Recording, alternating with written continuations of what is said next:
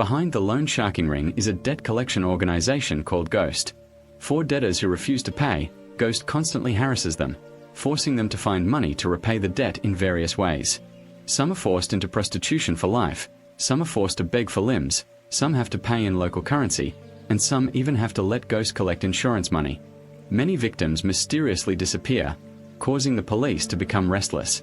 A violent crime prevention team is formed, led by the talented female team leader Cdrama, on a quest to apprehend the culprits. The criminal gang leader, along with a female undercover agent who had been working for years in the Ghost organization, finally saw the results after a series of arduous days.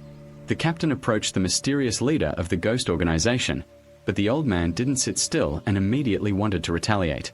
The captain grabbed a burning candle and smashed it in the old man's face. The old man, enraged, tried to stab her but was immediately shot by the police. From then on, the Ghost organization leader had to pay the price in prison.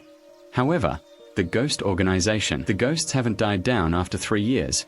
Mysterious disappearance cases still occur, typically this soon-to-be-married couple. The male protagonist, Kim Do-ho, is a bank employee with a beautiful girlfriend named Run. They've already gotten engaged and set a wedding date. They even live together. One night, Do-ho returned home to find Run had disappeared without a trace, leaving only the wedding ring on the table, causing Do-ho great anxiety. The next day, Do-ho went to his wife's house to inquire, but the family didn't know her whereabouts.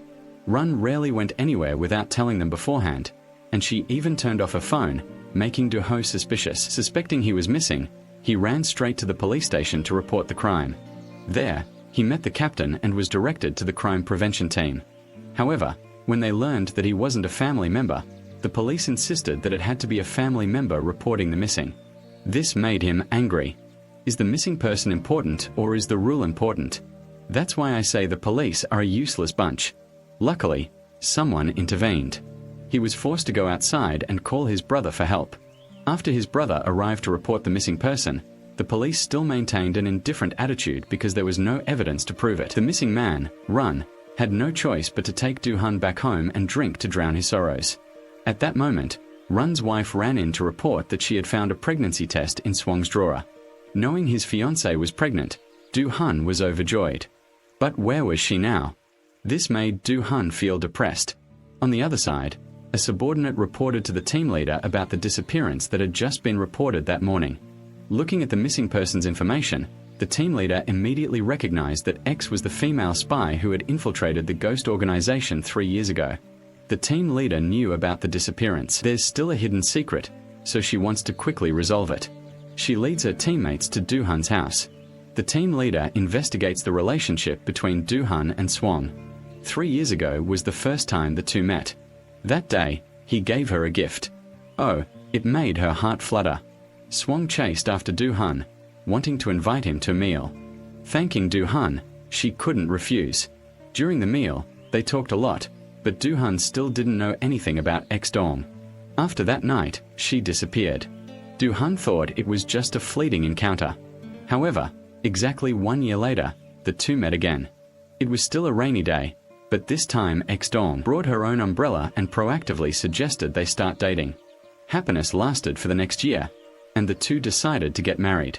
But now X-Dong has suddenly disappeared. Captain Tra feels very strange. X-Dong tells the story without changing his expression. Captain Tra wonders why the two were living together a year ago when they weren't married. X-Dong and X-Dong were waiting for the bus home, but they didn't want to be apart, so X-Dong didn't want to miss the last bus. X-Dong volunteered to ride her home on the way. He proactively approached the British man for a while, then bought a house near Swang's workplace and suggested that she live with him so they wouldn't be separated. Returning to reality, the team leader asked if it was because Dong was pregnant that they decided to get married. He affirmed that it wasn't. He only found out Dong was pregnant after she disappeared, and the decision to get married was before. The team leader investigated Swang's outside relationships. When his fiancée disappeared, he should have been anxious and searched everywhere. Instead, he sat quietly at home waiting. It's not that Do-hun hasn't tried yet. He's asked all of X's friends, but no one knows where she is. Now Do-hun can only rely on the police. Captain Dad promised to do his best. The subordinate went in to report that there were no signs of foul play in the house. Perhaps it wasn't a kidnapping, or this wasn't the first crime scene. Then the police left the house without investigating further. They went together to the diner where Do-hun bought fried chicken for his wife on the night of the crime. The owner remembered Do-hun because he was a regular customer. A rickety old bicycle that night, Do-hun came to buy chicken, seemingly in a bad mood. The shop owner tried to talk to him, but he didn't say anything. After buying the fried chicken, he immediately left. The team leader started to feel that Do-hun had a problem. On the other side, Do-hun went to Swang's parking lot. He was just riding his old bicycle to save money to buy a car for his fiancée. After he finished with her, everything would make her extremely happy. But now, where are you? Do-hun found a piece of paper on Swang's car with a phone number written on it. He went back to his room and tried to contact her. On the other end was a distant man. The strange-looking man, who seemed to have a fox's teeth, asked Do-hun what he wanted. He asked the same question. The gangster got angry and cursed at Do. Honorable Do-hun understood something and hung up, making the gangster extremely angry. He called back, but Do-hun didn't answer. Then Do-hun went to the police station intending to hand over the bait, but overheard the police bad-mouthing him and claiming that Do-hun had discovered his fiancée was pregnant with someone else's child, so he hid Shu-hong. Do-hun angrily returned to the team leader. Seeing him, the team leader could only blame herself for not managing her subordinates strictly enough. She chased after Do-hun to explain to him about the cases. The first missing person case involved the victim's family. Do-hun didn't think much of it. If needed, he would cooperate fully with the police. Captain Cha had one more question. What profession did X-dong have before? Do-hun didn't know she was a spy, only heard from Shu-dong that she used to live in America. Captain Seja knew Do-hun had been deceived, so he let him go first. Later, she came to see the senior police officer from the Ghost Organization hunting squad. Captain Cha questioned her. Do you remember the female spy who helped the police in that case? Do-hun remembered very clearly. The female spy initially had no intention of cooperating with the police, but suddenly changed her mind at the last minute. She told the investigation team leader that she had met her first love, who turned out to be Do-ho. It turned out that 3 years ago, X-dong went to the bank to get a card and accidentally met Do-ho. Taking advantage of the rain outside, X-dong threw away her umbrella and looked for an opportunity to approach Do-ho. After dinner with Do-ho, X-dong decided to help. The undercover police officer next to him ate the CP documents in his phone and handed them to the investigation team leader, simultaneously reporting Do-ho's location so the police could raid. The reason Dong disappeared for a year was because the trial of the old man was postponed for a year. Dong was afraid of the old man's revenge, so he didn't dare show his face after the final trial where the old man was sentenced to 10 years in prison. Only then did Dong dare to go to Do-hun's side. Now he's gone missing again. There must be some hidden reason. Could it be the old man seeking revenge? But the old man is in prison. The senior officer thinks Captain Cha is overthinking things. However, the old man still has subordinates outside, so he can't escape suspicion immediately. The next morning, Captain Cha heard news of the old man. After serving his prison sentence, someone posted bail for a week and then went out for a day. Dong went missing. She hurriedly ran to investigate, asking her subordinates to help find information about the bailiff. The team leader investigated and became increasingly certain that the old man was involved in the disappearance. That evening, Do went to meet a friend who worked at a bank and gave him the phone number found in X-dong's car. Do asked his friend to investigate if anyone used this number to open a bank account. Help me get all the information about that person, the friend wondered. Do could do it himself, but he got into some trouble, so his friend agreed to help. The next day, while Do-hun was at work, a man came to cause a disturbance at the bank, claiming the bank had lent him money to loan sharks and cheated him out of all his money. The police were called, found the man smelled of alcohol, and threatened to jail him for disorderly conduct. The man finally stopped. Do-hun had no intention of suing him because he was his father. After Do-hun went into his office, his friend came to report that they had found the person using Do-hun's phone number, obtained the information, and immediately went to that person's address. This was the house of a man named Dong. Zong Do-hun saw him go out and immediately followed him. He followed the guy XM to the den of the loan sharks. The boss of the loan sharks was the same person who answered Do-hun's phone last time. Inside, there was also Mr. Shu-dong, who was borrowing money from the loan sharks to find his daughter. The boss only gave him a small amount of money with exorbitant interest rates and then sent Mr. Shu-dong away. Later, the boss also went out. Du-han followed him and unexpectedly received a call from a friend asking why Du-han hadn't arrived for his appointment with the director. Du-han had something important to do, so he hung up and continued. I followed my older brother to a karaoke bar. I asked the staff for my older brother's karaoke room. The staff member was very enthusiastic and gave me directions. To my surprise, it turned out to be the karaoke room of a friend of my older brother's, the bank director, who was also there with a girl. My older brother was extremely surprised.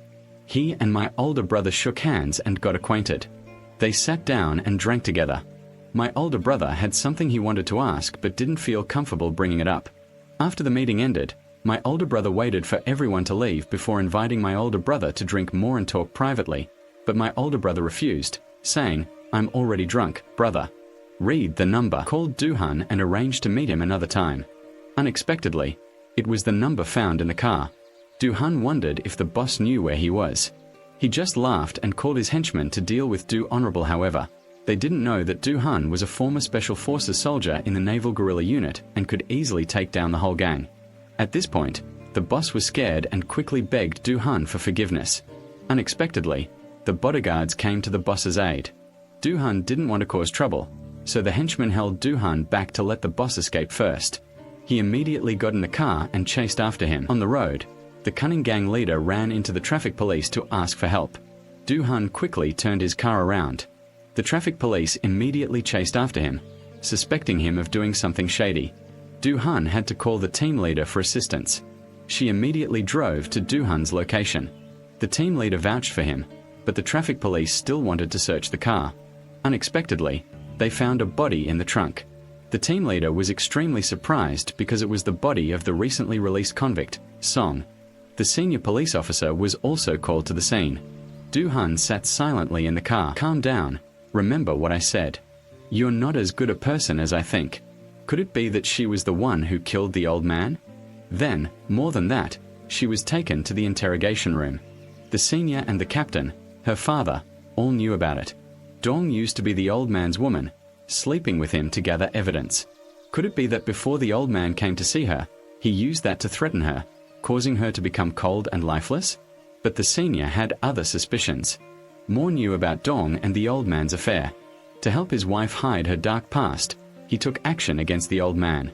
Everything is possible. The captain wanted to enter the interrogation room to question Du-han, but before she could ask, Du-han asked first who the deceased man was.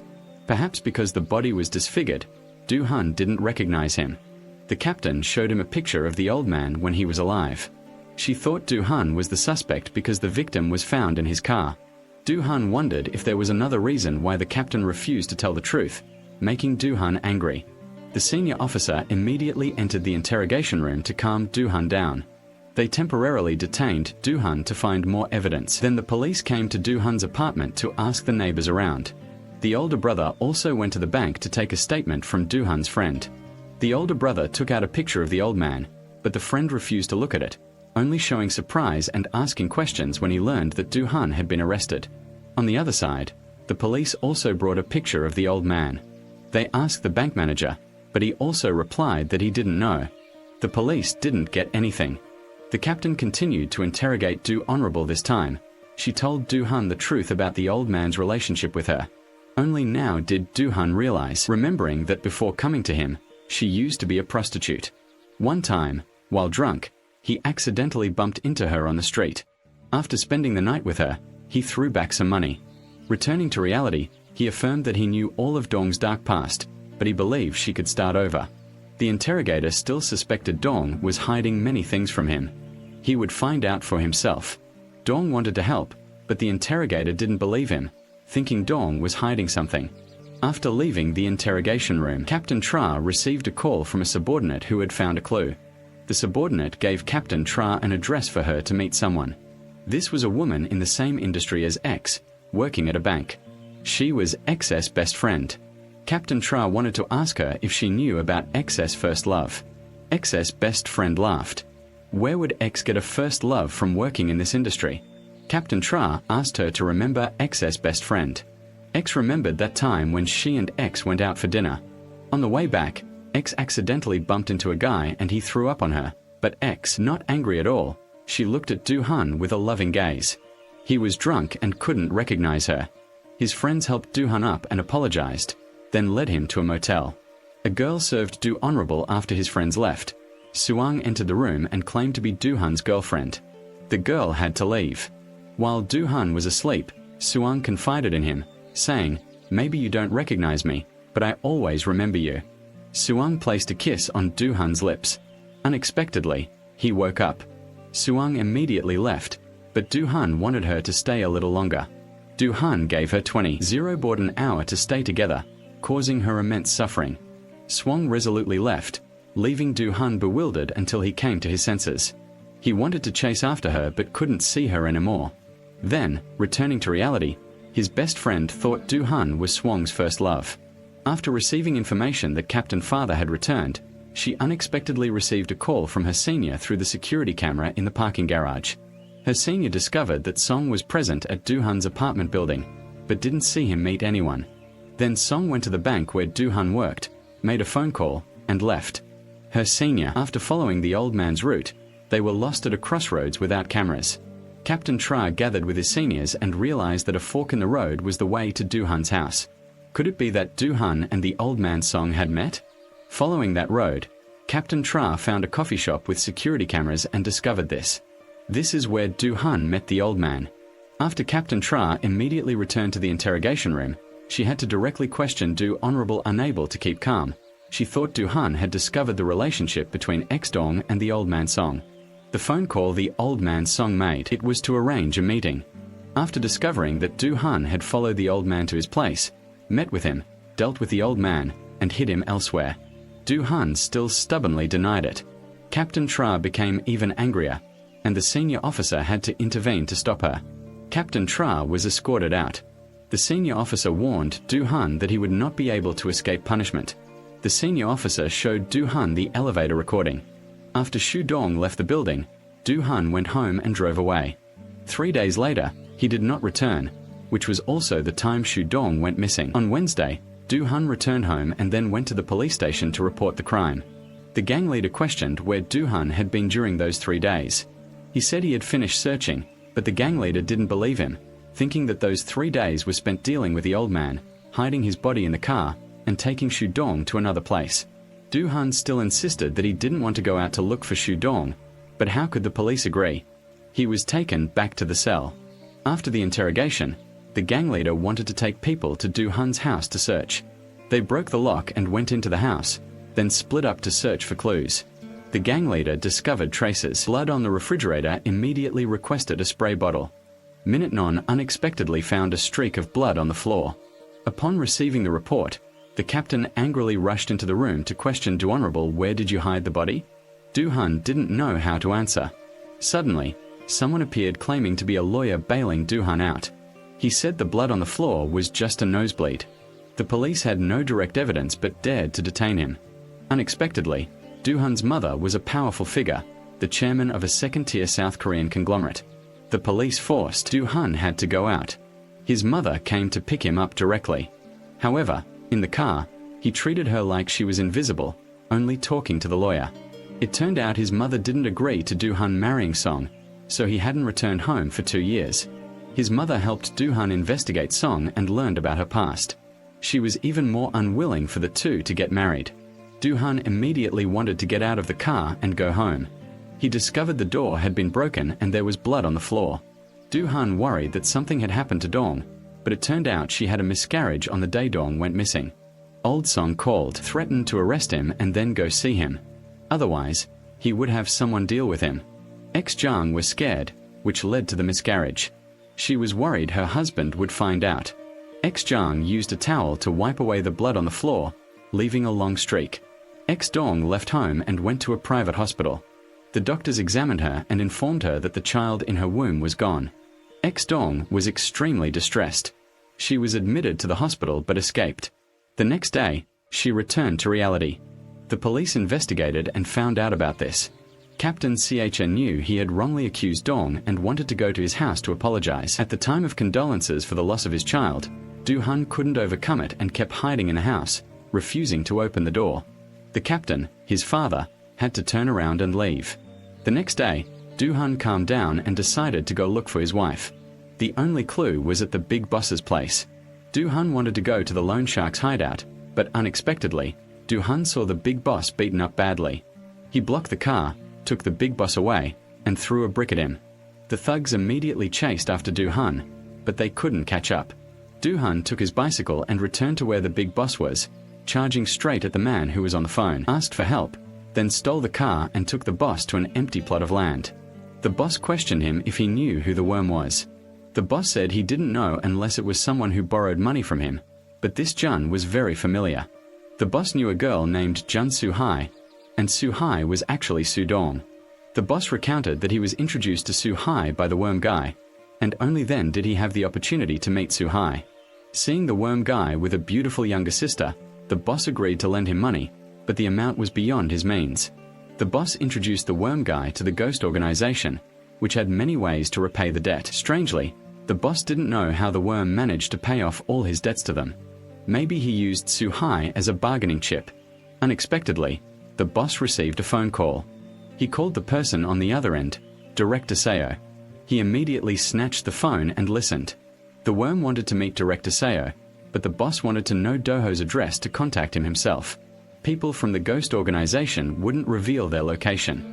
It turned out Director Seo was one of the ghost organization's leaders.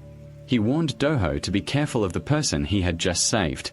As soon as he turned around, the boss electrocuted him, knocking him unconscious.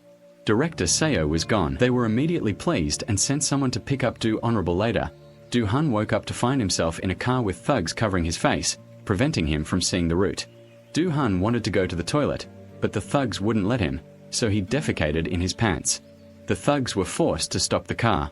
The ringleader reported the incident to the director and then let his henchmen help Du-hun deal with it, but they were afraid of getting their hands dirty, so they cut the ropes and let Du-hun do it himself.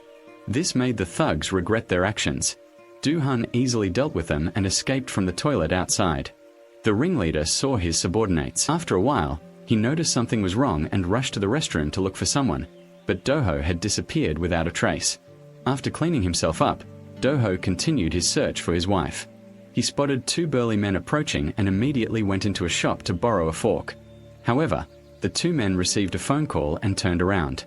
They were ordered not to touch Doho, and the person giving the order was the supreme leader of the ghosts. He only needed to make one phone call. Director Seo had to hurry to the leader who was investigating the old man's character. After claiming that Director Seo was responsible, he quickly denied it. Director Seo promised to catch the culprit. The leader happily let him go, then ordered his subordinates to follow Director Seo. He also disliked the leader, and as soon as he left, he showed a contemptuous face. Returning to Director Seo, he was angry at his subordinates for letting Doho escape. He promised to find Doho, and only then did Director Seo let him go. However, Director Seo received a message about Doho. Director Seo ordered a search for Jun, and his subordinates hurried away. At this moment, Doho returned home and saw the couple there, saying that he wanted to help Du-hun find Shu-dong. Du-hun waits until his sister goes inside before grabbing Dong and questioning him about why he borrowed money from loan sharks and forcing Shu-dong to pay the debt. Dong advises Du-hun to calm down and slowly explain that he borrowed 30 million from loan sharks to open a business. He originally intended to ask Du-hun to help pay it back, but Shu-jung disagreed.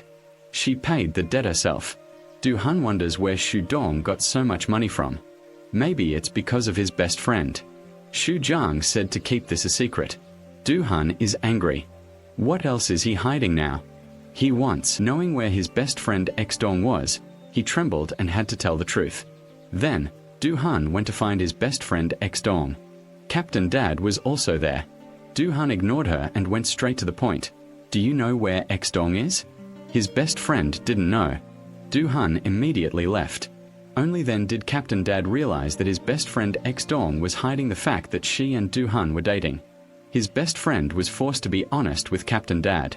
She began to recount how, since X-dong reunited with Du-hun, she had started to change because she didn't want Du-hun to know about her past and didn't want her best friend to appear in front of her. Reluctantly agreed. But one day, the gang leader came to kidnap her best friend to repay the debt. She didn't know where to borrow the money from. Her best friend called her, but she didn't have any money. Accidentally, the conversation got louder. She overheard the gang leader meeting her best friend and offering to lend her money on the condition that Dong didn't know about this and didn't bother Dong. Her best friend accepted the agreement. After letting the team leader know everything, Dong left for work. However, as soon as she went outside, she was immediately surrounded by a gang of thugs led by Director Seo. They dragged her best friend away. Shu Dong went into the room to get her phone. Director Seo discovered a recent call from a public number. He assumed it was from Swang and forced her best friend to reveal the truth. She was forced to confess that Swang was staying at a friend's house who owned a sushi restaurant. Director Seo immediately recognized this friend and ordered his subordinates to find her. Director Seo also left, leaving only one person to keep an eye on her best friend. Then, she used a beauty trap to seduce a man, hit him on the head with her heel, and then escaped. After that, she called Director Seo to report the incident. Was in the Smooth City and immediately set off on the other side of the gang of thugs to the sushi restaurant, but couldn't find it because she was outside the city. While walking, he hoped that Swang could wait a little longer, but he ran into the gang of thugs and was seriously injured. While waiting, he remembered the memories between the two of them when they were high school students. Swang was a top student at school and very strong. No delinquent student dared to mess with her. Swang was a beautiful first-year student, but she came from a poor family. Her mother sold fruit at the school gate, which made her extremely embarrassed. She was unintentionally. Dong saw him approaching to buy fruit from her mother, and she thought he was provoking her, so she blocked his way and questioned him. But Dong had no other intentions. He simply bought the fruit because he thought it was delicious. She warned him not to tell anyone that her mother was the fruit seller. Dong nodded in agreement. After that, the two spent time together and gradually developed feelings for each other. Dong advised Dong not to be shy because her mother's job wasn't illegal. She worked hard to earn money so she could go to school. Dong then took her to her mother and introduced himself as her prospective son-in-law. But seeing her friend standing nearby, Jang felt shy and walked away. Du immediately chased after her. The two sat down and talked. Du was rich but had never felt happy, always feeling inferior because of his poverty, so he always strived every day. Two people from two different worlds, their feelings grew stronger. But the male students knew that Jang was the daughter of the fruit seller, so they gathered together. They even tried to commit a heinous act. Du discovered this and fought against the male students alone to rescue Jang. She was helpless, waiting outside and listening to the desperate sounds from inside. This incident was quickly discovered by the school. Dong and the group of male bullies were expelled. Only Duhan, protected by his mother, remained at school. His mother came to question Duhan, asking why he caused such trouble over a girl. Duhan remained silent, not answering. He only wanted to find her, but she was at the train station preparing to move to a new city. Duhan went to sit and listen. Dong confided in him, feeling extremely resentful. She was expelled from her favorite school because she didn't have money. Dong promised himself he would change and earn a lot of money. Duhan also promised even if she changes, he will still recognize her. The train arrives. Dong has to go to the city. He sits alone, sad, until they meet again. Dong can't control himself and wants to kiss him, but he doesn't realize it. Then he uses money to belittle her, making Dong feel hurt because he has forgotten his promise. Dong hides from him in the hallway and cries alone. At that time, he finds a love letter in his wallet from his high school friend. In the letter, Dong confesses his love to him, but he only gets to read it now. Returning to reality, Dong is still waiting at the dock, and a group of girls come looking for him. The sushi restaurant owner was caught here by a friend of Swang's. The gang leader questioned her, but she refused to say where she was. He intended to nail her to the dock. The man had to speak up, saying Swang was at the harbor. The thugs immediately went to find her, leaving a few to guard the door. Later, Duhan arrived to deal with the thugs guarding the door. The owner knew he was Swang's fiancé and pointed Duhan to the harbor. However, he didn't see Dong was there now. She had just used her father's phone to call her best friend, who had escaped the thugs using a honey trap, but she hadn't had time to say anything. Was being held captive by a gang of thugs. The leader punched her straight in the stomach, causing her pain. Then he put Shu Dong in a car and drove away. Just then, Duho arrived and quickly pushed a pile of wood to block the car. The thugs got out of the car to greet him, but Duho shoved a bag of dust into them. Duho grabbed a knife and single-handedly fought the gang. The leader, feeling enraged, drove his car into Duho. He hit Duho with a stick, causing him to fall to the ground.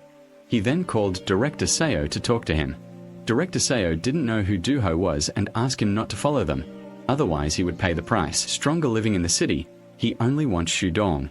Director Seo will find him a girl in the same profession as Shu Dong, and he must have her because she holds an important secret.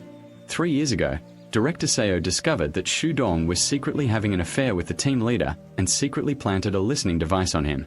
Director Seo found the listening device but asked Shu Dong to hand it over to the police. He wanted Shu Dong to go to prison to take a high position in the ghost organization.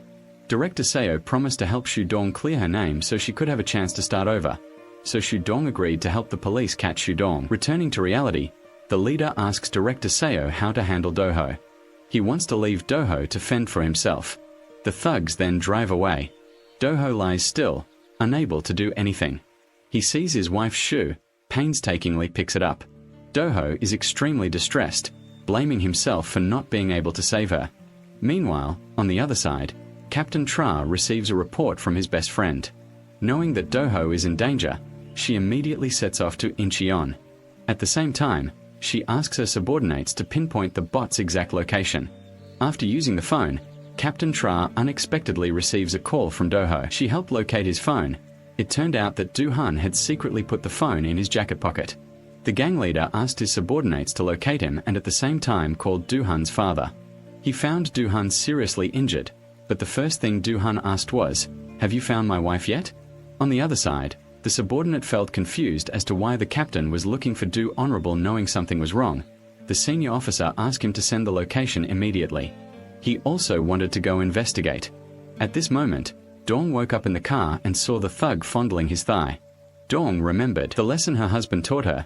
Immediately, 7 thugs caused chaos in the car, causing the car to crash into a wall. The leader, who was driving ahead, saw the trouble and quickly got out of the car to check, but Shu was no longer in the car. They immediately split up to search for Sue, running into the factory. The thugs chased after them. On this side, Captain Tra and Do-hun arrived at the location, but there was no one there. Do-hun escaped from Captain Tra, wanting to rescue her himself. After he ran to his senior's car, Captain Cha also chased to the place. She asked her senior to call the local police for help. Do-hun returned to the factory and saw the thug walking. Lone Kwong immediately took him down with one move and continued searching for Shu. The gang leader discovered his henchman lying on the ground and tried to search his pockets, only to find he was being watched. He angrily threw Do-hun's phone away. Ex-gong, hiding in the corner, heard footsteps and, with an iron bar in his hand, rushed out to hit the person. Unexpectedly, it was Do Honorable. The two looked at each other, speechless. Do-hun saw his wife barefoot and put a shoe he had picked up on her. Do-hun wanted to take his wife to a place where no one knew them. We begin a new life. Do-hun carries his wife and runs away from the factory, unfortunately blocked by a gang of thugs. He tries to stop them so Shu Ji can go to the police. She doesn't want to leave her husband, but there's no other way. The thugs rush to capture Do Honorable. He finds a weapon and knocks them down one by one, but the fight takes a long time and Do-hun is exhausted. He is pushed down by one of the thugs. The leader takes the opportunity to stab Do-hun. Luckily, the police chief arrives just in time. The leader quickly leaves. The police chief checks Do-hun's condition and then arrests the thug lying on the ground and questions him. Working for someone he didn't expect, he was just a part-time employee receiving payment for work, not knowing the boss's face. The team leader was helpless. On the other side, Ex-Dong was running to find help when he was suddenly gagged and dragged into a corner. Unexpectedly, the person who attacked him was the team leader's senior. He received a call from the team leader asking if he had found Ex-Dong. The senior lied, saying he hadn't seen him, and also pretended he couldn't call the police for help because he wasn't allowed to search the factory in case of fire or explosion. The team leader was utterly helpless. Suddenly he was so angry that he almost choked on his own food, causing the team leader to panic. Feeling worried, he called an ambulance to take Do-hun to the hospital first. On the other side, the older brother also completed the transaction, giving Shu Dong to the gang of thugs.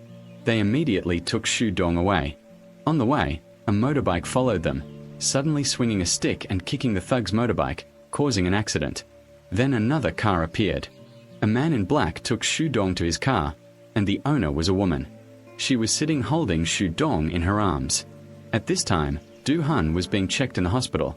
He had a minor brain injury and lost some time. Time has come for the cunning senior to wake up. He pretended to be impatient because he couldn't conduct the investigation. The captain then took the senior to a coffee shop to talk. She recounted her investigation process. It turned out that it was indeed his first love. To hide his past for his fiancée, he lied to the police and gave money to his best friend to keep quiet. Then, Shudong secretly went to meet the old man without her husband's knowledge. Because they were afraid of Du-hun being in danger, both wanted to protect each other, so they had to lie. Du-hun is definitely not the murderer. The senior officer's wife wondered who killed the old man. The captain investigated and found a new suspect. Following the advice of a close friend, he found the old man had a powerful accomplice, but after the old man left, that person fled to China. If this isn't suspicious, then what is? Currently, he has returned to the country. The captain wants to meet him. The senior officer was extremely confused and told this to a woman.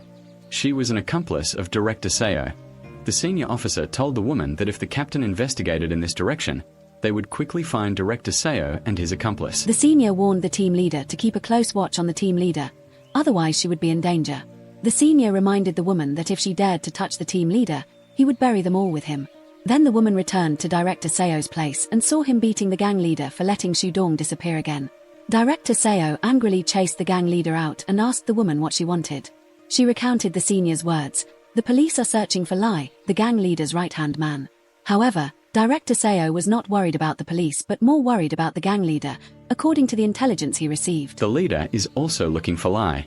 In the morning, Captain Tra visited Du-hun at the hospital and saw that he was preparing to be discharged even though his body hadn't fully recovered. Du-hun wanted to find Captain Tra, but her father wanted to cooperate with him. So, what did she know to gain Captain Tra's trust? Du-hun revealed her discovery to him. He knew that the person behind the kidnapping was a member of the ghost organization. Even the case of Old Song was due to being stabbed in the back. Captain Tra apologized to Du-hun before she revealed the secret that the police had asked her to. Shudong approached Old Song to get evidence to arrest him. Du-hun was extremely angry because he knew Shudong had been taken advantage of, but Captain Tra said that it was because she volunteered. Du-hun accepted to let him go and left the hospital. Captain Tra immediately followed Du-hun to buy a new phone. When he left the store, Captain Tra looked for him. "I want to help you." Du-hun decided to get in the car with her to discuss. "I want to know who the ghosts are," Captain Tra said. He originally thought the ghosts had disappeared. For well, 3 years ago, after Old Song was arrested, but now she realizes there was someone. Another person is taking over the management of this force. The first person Captain Tra suspects is the guy named Lai who recently returned to Korea. He's using the old man's reputation to rebuild the Phantom. But that's impossible. Lai is hiding, hastily slurping down a bowl of black bean noodles and then hiding again. Captain Tra leads the team to find Lai. They have to start with the loan sharks because they are the only link to the Phantom. Captain Tra finds the file of a girl whose father used her as collateral with the loan sharks. The girl is a high school student who recently went missing. Because he was preoccupied with the disappearance, the police ignored this case. If it were the ghost, the investigating captain would know a terrifying thing to prepare him mentally. 3 years before breaking into the ghost's lair, the investigating captain discovered a slaughterhouse. Through DNA testing, he found out that the internal organs of the missing people were all involved in loan sharking and were kidnapped by the ghost. Then they would help the debtors pay off their debts with exorbitant interest rates. The investigating captain started to worry about him and immediately wanted to go out and find the investigating captain. The investigating captain really wanted to help him, but he didn't trust him. The police, because they had taken advantage of her. Then the captain investigated and told the truth to Do Honorable. The reason Shudong helped the police was because she met her first love again. She wanted to remove the stain on her reputation and go to meet Do Honorable. He became even more determined to find her. Shudong assured the captain that she had no stain on her reputation. Du-hun left the captain behind and went away. But she still insisted on following Do Honorable, trusting the captain once more. The two got into the car and began their investigation. At this time, Shudong woke up in a strange place. She went around checking. She accidentally encountered a group of men in black, which terrified Shudong. Suddenly, the owner of the sushi restaurant appeared. She used to be a female gang leader who had retired for some reason but had returned. The gang leader hugged her, and they both sat down to talk. After thanking her for saving him, the gang leader wondered who the gang members were who had vandalized a restaurant. He was also confused, not knowing what to do. The gang leader wanted them to pay for their mistake. They had messed with the wrong person. Meanwhile, on the other side, Lai, who was hiding in his room, suddenly received a call from an unknown number. He knew the ghost organization was hunting him down, and he had to find them himself. Lai's escape route. Lai called the police for help. The captain was extremely surprised to receive a call from Lai. He would reveal who the killer was, on the condition that both of them were protected by the police. They arranged to meet. However, Lai discovered someone breaking down the door. He quickly jumped out the window and escaped, then headed to the meeting point. On the other side, the captain and Du-hun arrived. She told Du-hun to wait in the car while she went outside to search for Lai, but Du-hun couldn't sit still. He went outside to observe the surroundings and accidentally discovered Lai hiding in the building. Du-hun ran inside to catch him. Lai saw the investigating captain and immediately wanted to call her, but two strangers electrocuted Honorable Du-hun ran to the phone booth, but it was too late. He immediately reported the situation to the investigating captain and continued on his way. Outside, he discovered a girl who was extremely frightened. Unexpectedly, inside the car, Lai was unconscious. Before Du-hun could react, a stranger hit him on the head, causing him to become dizzy and faint. They took Du-hun and Lai away from the scene, covering his head with a plastic bag to protect him. Seeing the road, both were taken to an abandoned warehouse. The leader, the right-hand man of the boss, ordered his subordinates to dispose of Du-hun and throw him far away. Du-hun, hearing this, did not panic but tried to untie the ropes binding him. The subordinates put Du-hun into a car and left the abandoned warehouse. The right-hand man stayed behind to greet Lai, asking, "Did you kill the old man?" Lai vehemently denied it, but the right-hand man laughed. In fact, he knew who the real killer was. Unexpectedly, the right-hand man received a phone call from Lai. Lai immediately realized that the right-hand man had betrayed the boss to follow him. Director Seo, Lai, hurriedly crawled away because he knew that the culprit who had shot the old man was Director Seo. He and the old man went to see Director Seo. The old man was questioning Director Seo, but unexpectedly, he was handcuffed and had a one-star officer deal with the old man. The old man didn't even have time to gasp. Lai saw this and panicked, returning to reality. He had a hard time finding Lai's right arm, which would have made it easier for him to escape. Lai could only lie still on the ground in despair.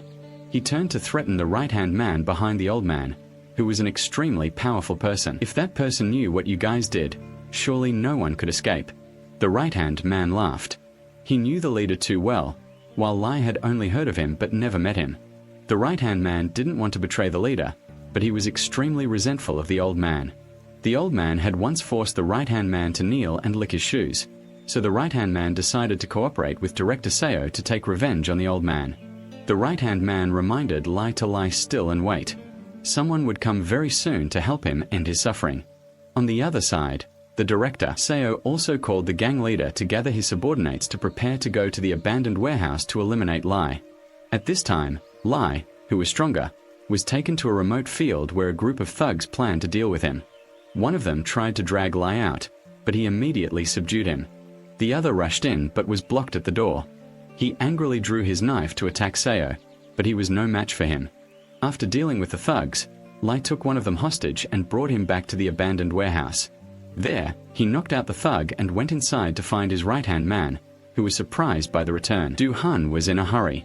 He tried to escape while Lai was holding him back. He called for help, his right arm darting out to get the car, but Du-hun blocked his way. Unfortunately, the thug in the car woke up and drove into Du-honorable, taking advantage of the opportunity. Lai also got into the car and sped away. Du-hun lay on the ground helpless, his phone shattered, unable to call the investigating team leader. The investigating team leader returned to the police station to divide the areas where the thugs might frequent. They had to quickly find Du-hun and Lai before the thugs covered up the evidence. The police searched the designated area but found nothing. The captain was extremely helpless. Suddenly, she received a call from Du-honorable. He put the phone back together and asked for police assistance. The captain inquired about the location and immediately set off. However, Lai reminded Du-hun that they couldn't wait for the police because Director Seo was also on his way. The two had to run arm in arm, but after a short distance, they both collapsed from exhaustion. Lai knew Du-hun because he had previously interacted with Shu-tu. He intended to tell Du-hun a secret, but hadn't yet. He managed to speak but then fainted. Du-hun tried to wake him up, but it was no use. He carried Lai on his back and continued to flee. On the way, Du-hun encountered a car. The kind driver offered to help, but Do-hun noticed a knife behind the driver's back. Before he could react, the other man immediately stabbed Do-hun and then grabbed the unconscious Lai, sending him to his grave. The assassin refused to let Do-hun go. He tried to resist, but the assassin targeted his wounds, causing Do-hun immense pain. Fortunately, the sound of police cars arriving startled the assassin. Hastily leaving, Do-hun immediately checked on Lai's situation. Captain Tra went to Do-hun and pointed in the direction the assassin had fled. She immediately chased after Do-hun and Lai for an ambulance. However, Captain Tra only found the car the assassin had left behind. The assassin was nowhere to be seen. She handed the car over to her subordinate and went back to the hospital. Looking for Do-hun, she was surprised to hear him announce that Lai had passed away. Captain Tra was extremely disappointed. Just then, her subordinates arrived. They suspected Do-hun was the murderer. Captain Tra affirmed that it wasn't the case and forbade her subordinates from speaking carelessly. If Do-hun was the murderer, the air rose into the sky. The captain turned back to look for Do-ho but couldn't find him anymore. Do-ho sadly hid in the hallway. Tired, he fell asleep by the stairs. He burst into tears when he remembered Shu-dong. The captain, seeing this, decided to give Do-ho some space. Shu-dong also remembered her husband. The two seemed to have telepathic connection. Do-ho always cared for and looked after her, even in the smallest things. Even when hurt, he was determined to protect Shu-dong. She didn't know when they would meet again. Then, she involuntarily shed tears. Later, the big sister, returning, wanting to find out and talk to the boss, she informed Dong that he was still safe, but she was frantically searching for him everywhere. "Why don't you go back and meet him?" Dong couldn't. If she returned to Dong's side now, it would definitely put him in danger. The boss told Dong something else, both good and bad news. Old Song had revealed that the suspect was Dong. Dong hid in her room to think. Could it be that Dong knew everything about her past and that's why he took action against Old Song? Dong remembered the events of 3 years ago when she and Dong met again. She didn't tell him her name. It's true to hide a terrible past, but it's better to know all about it. He kept it a secret to live a new life. Returning to reality, Shu Zong held a paper cutter, wanting to end everything himself. On the other side, his right arm was worried. He called Director Seo, but he announced good news. Lai would never be able to reveal the secret again. His right arm was finally released. Now, their only concern was to finish dealing with her. Everything would be over. Director Seo would take care of it. His right arm was extremely relieved. The right-hand man turned back to the leader, putting on a fake face. He apologized to the leader, who sat there. But he knew all the secrets of heaven and earth, knowing the right-hand man was deceiving him. The leader pushed his head into the bowl of noodles. If he could endure for 3 minutes, he would be given another chance. The right-hand man almost choked and spat out a pile of noodles. Truly a long-lived man. The leader decided to spare him, but next time if he messed up, it wouldn't be a bowl of noodles, but a bowl of shit. The right-hand man could only remain silent. Only after the leader left did he dare to breathe heavily. On the other side, the captain received a call from his best friend. After reporting, she encountered danger. Her best friend was waiting for news at the police station. Knowing that she had been kidnapped, she was extremely worried. The captain instructed his subordinates to protect her best friend, and safely led her to a motel near the police station. The subordinates immediately agreed. Meanwhile, the senior officer was in the motel room. Lai searched and found the phone under the bed. He immediately took it away to recover the data. Inside were several photos that were important evidence in the case. The senior officer decided to hide it. Afterwards, he used Lai's phone to contact Director Seo, who knew the phone number. Lai fell into someone else's hands. Director Seo was extremely angry. At this moment, Do-hun calmed down and wanted to continue searching for Shu-dong. Police officer CHA was worried about Do-hun's wounds, but Do-hun said it was okay. Captain CHA decided to go with Do-honorable. They got into the car. Captain CHA wondered where they should start. Do-hun remembered the masked man with a very familiar voice. It was the person who spoke to Do-hun when he stole the gang leader's phone last time. The clue was the gang leader. Do-hun and Captain Say had to find him. Both went to the loan shark's place and encountered the squatting man and the guy. The chubby captain took out his police ID card and said, "If you don't want to go to jail for a few days, tell me the location of the gang leader." The chubby guy immediately blurted out, "The gang leader is with his girlfriend." The captain told him to go with them and show them the way. However, when she and Do-hun arrived, the room had been completely ransacked. Both of them were one step behind the leader, who had already captured the gang leader and his girlfriend and taken them to an abandoned warehouse. The gang leader desperately begged for his life. Do-hun, knowing what would happen to the kidnapped man, hurriedly went to find the gang leader. The captain chased after them and saw Do stood silently outside. He was disoriented, not knowing where to find them.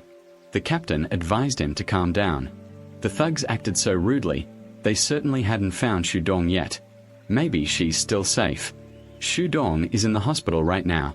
The nurse and the cleaning lady felt a sense of familiarity. It was a reward for finding a missing person. Outside, they both competed to get the flyer. Running out to get the flyer, the cleaning lady won. She called the number on the flyer. He picked up the phone and knew Shudong was in the hospital. He immediately informed Do. The older brother and the captain's father hurriedly returned to the hospital. However, the gang leader arrived before the two of them. Seeing the cleaning lady holding a flyer, the gang leader knew she had already informed the family. The gang leader used money to bribe the cleaning lady and the nurse to lie and say they had mistaken the person. Both immediately agreed. The gang leader went into the patient's room, but she was no longer there. She had arbitrarily removed the syringe and had certainly escaped. The gang leader immediately sent people to search outside. While dragging her body, she heard the cleaning lady mention the reward money and thought that the ghost was. The search party had to flee, then went through the emergency exit. Down to the first floor, they met Do-hun returning, but he was followed by the investigating captain. Do-hun already knew about his dirty past. Jang didn't dare meet him, waiting for Do-hun to leave. Jang continued to flee, just in time to meet the gang leader. The woman saw Jang and avoided Do-hun, asking if this was her decision. Jang agreed to let the gang leader take her, and they both got into the car and left the hospital. They saw Do-hun still searching. Jang was extremely distressed inside. The couple trembled as they went to find the nurse, but she said, Shudong. The disappearance made both of them extremely angry. The wife thought the nurse had taken bribes and lied. She puffed out her chest and they both lunged at each other, biting. The police officer and the police had to intervene to separate them. Afterwards, they both went to the security room to watch CCTV footage, but the captain was disappointed. To protect the patient's privacy, the hospital could not allow them to view the footage. The captain then questioned the nurse, who still denied meeting Shudong. The trembling man wondered if the patient was pregnant. The nurse insisted she wasn't. The captain then forced him to take out a picture of her and asked if it was this person. The nurse then. Captain Tra's expression changed as he exposed her lie. But the fact that she wasn't pregnant was true. Captain Tra told the couple that Swang had miscarried on the day she disappeared. Once again, Do-hun's pain was rekindled. He ran to the rooftop and cried alone. Captain Tra followed, comforting Do-hun and helping him calm down. He had to continue searching. Perhaps the ambulance would know her address, but Captain Tra confirmed that someone had changed locations before calling the ambulance. That person was also under protection. Do-hun could rest assured, but then the decision to self-treat means she doesn't want anyone to sacrifice themselves for her. Self-treating once might happen again. How can she be more at ease? The captain confirmed that the person who failed self-treating more than 90% of the time will not repeat it. Because when faced with the boundary between life and death, they will know how terrifying it is. The captain's father also went through this when she was a student. Her father was a loan shark, causing her father to be ostracized and isolated by her classmates, leading to depression. Her father tried to self-treat but failed, leaving a large scar on his hand. One day, her father, the police chief, was attacked by the debtor after he left the police station to give a statement. When the police chief went to the police station to give a statement, he met the arrested debtor, who even attacked the police chief. Luckily, an older brother rescued him, so the police chief developed admiration and decided to become a police officer, while also wanting to eradicate loan sharking. Returning to reality, Do-hun thought it was all the police chief's reasoning. But what if X-Dong was in the remaining 10 minutes? Only Do-hun knows how much pain X-Dong had to endure to make her decide to take her own life. He doesn't believe anyone unless Shu stands in front of and directly tells Do. The captain can't advise Do. So, disappointed, she leaves to let him think about what she said. On the other side, the big sister also advises X-Dong to find a way to end her days of suffering and not want others to be involved. But X must understand Do's personality. He won't let those who make Shu think irrationally get away with it. He will fight them until he's back to life. If X-Dong thinks of do, then never do anything foolish. But X-Dong doesn't know what to do next. The big sister is shocked. Experience guides her to clean up the mess she created, reclaim her right to live, and return to happiness with the one she loves. All of this is what X-Dong wants. The senior sister will help her. X-Dong thanks the senior sister, cries one last time, and starts over. At this moment, Captain Cha returns to the station to check on the progress of the case, but doesn't see his senior brother there. She tries to contact him but can't because he's with another woman. The senior brother gives the woman some photos he got from Lai's phone. All of Director Seo's illegal actions are shown. The photos were very clear. The senior officer also knew that the person behind her was Director Seo. He used the photos to threaten her, wanting her to quit her job as an informant for the woman. She just laughed. The senior officer didn't say anything more and left to get into his car. He then called the team leader, lying that he had forgotten his phone. The team leader arranged for the senior officer to meet him at a bar to talk about something. Today, they didn't mention the case. On the other side, the woman returned to report to Director Seo about being threatened by the senior officer. Director Seo scoffed, saying, he can't just do whatever he wants. If he gets bored, he can leave. Director Seo would prepare for the senior officer. In a surprise, he and the group of girls got into the car and left, leaving a few people behind to punish the boss. Director Seo went to Captain Tra's house and contacted his senior. He hid Captain Tra from the senior and answered the phone. Director Seo used Captain Tra to threaten and force the senior to meet him. The senior apologized to Captain Tra, saying, "Father is away on some business and will return with you." He confided in Captain Tra, telling him, "Father must stay here and wait, don't go back home." Captain Tra happily agreed, and only then did the senior leave. Later, he arrived at Captain Tra's house and found the door broken. Inside, Director Seo was sitting waiting for his senior to kick Director Seo out. He used Captain Tra's underwear to provoke him, making his senior extremely angry. Director Seo couldn't accept his senior abandoning the cooperation. He held many of his senior's secrets. If he didn't want his girlfriend to find out, he had to obediently listen to his senior. Unable to resist, Director Seo threw money at him to fix the lock and buy new underwear for Captain Tra. He apologized for accidentally damaging it. After saying that, he left triumphantly. In the morning, the boss lady had to leave the house for some business and entrusted X to Dong. Gave a phone call to Dong, telling her to call if anything happened, and absolutely not to leave the house or contact anyone else. Dong nodded in agreement, and only then did the boss feel relieved and leave. However, she then called her best friend and asked her to come to the house to get a voice recorder, but her best friend was being watched by the police and couldn't leave the guest house. Zhang had to go herself. She returned to her old house, where she had so many memories with Du. She still hadn't changed the password. She opened the door and found the voice recorder in a drawer. By chance, she discovered the cradle her husband had prepared for their unborn child. Zhang was extremely distressed because she couldn't keep the pregnancy. Later, when Du-hun returned home, he realized someone had been there and even helped him arrange his clothes. Du-hun knew it was probably X-Dong. Du-hun was surprised to receive a call from an unknown number. Unexpectedly, the person on the other end was X-Dong. He told him to look at the building opposite. Du-hun spotted her standing there. Both were so moved they couldn't speak. Du-hun wanted to wait for her so he could run over there, but X-Dong didn't want Du-hun to find her because she wasn't worthy of him. They weren't from the same family, and Du-hun's mother didn't. He accepted it because she was a prostitute and had slept with another man. He knew all that, but he still forgave her. The past can be changed, as long as she trusts him more. He loves her very much. Since X-Dong appeared, the cold man like Du-hun only knew how to smile. They were both happy here. Du-hun wanted X-Dong to go home, but she couldn't. Du-hun accidentally discovered two men in black looking for X-Dong. He said he would run away and immediately dashed to the building opposite. X-Rang also quickly fled.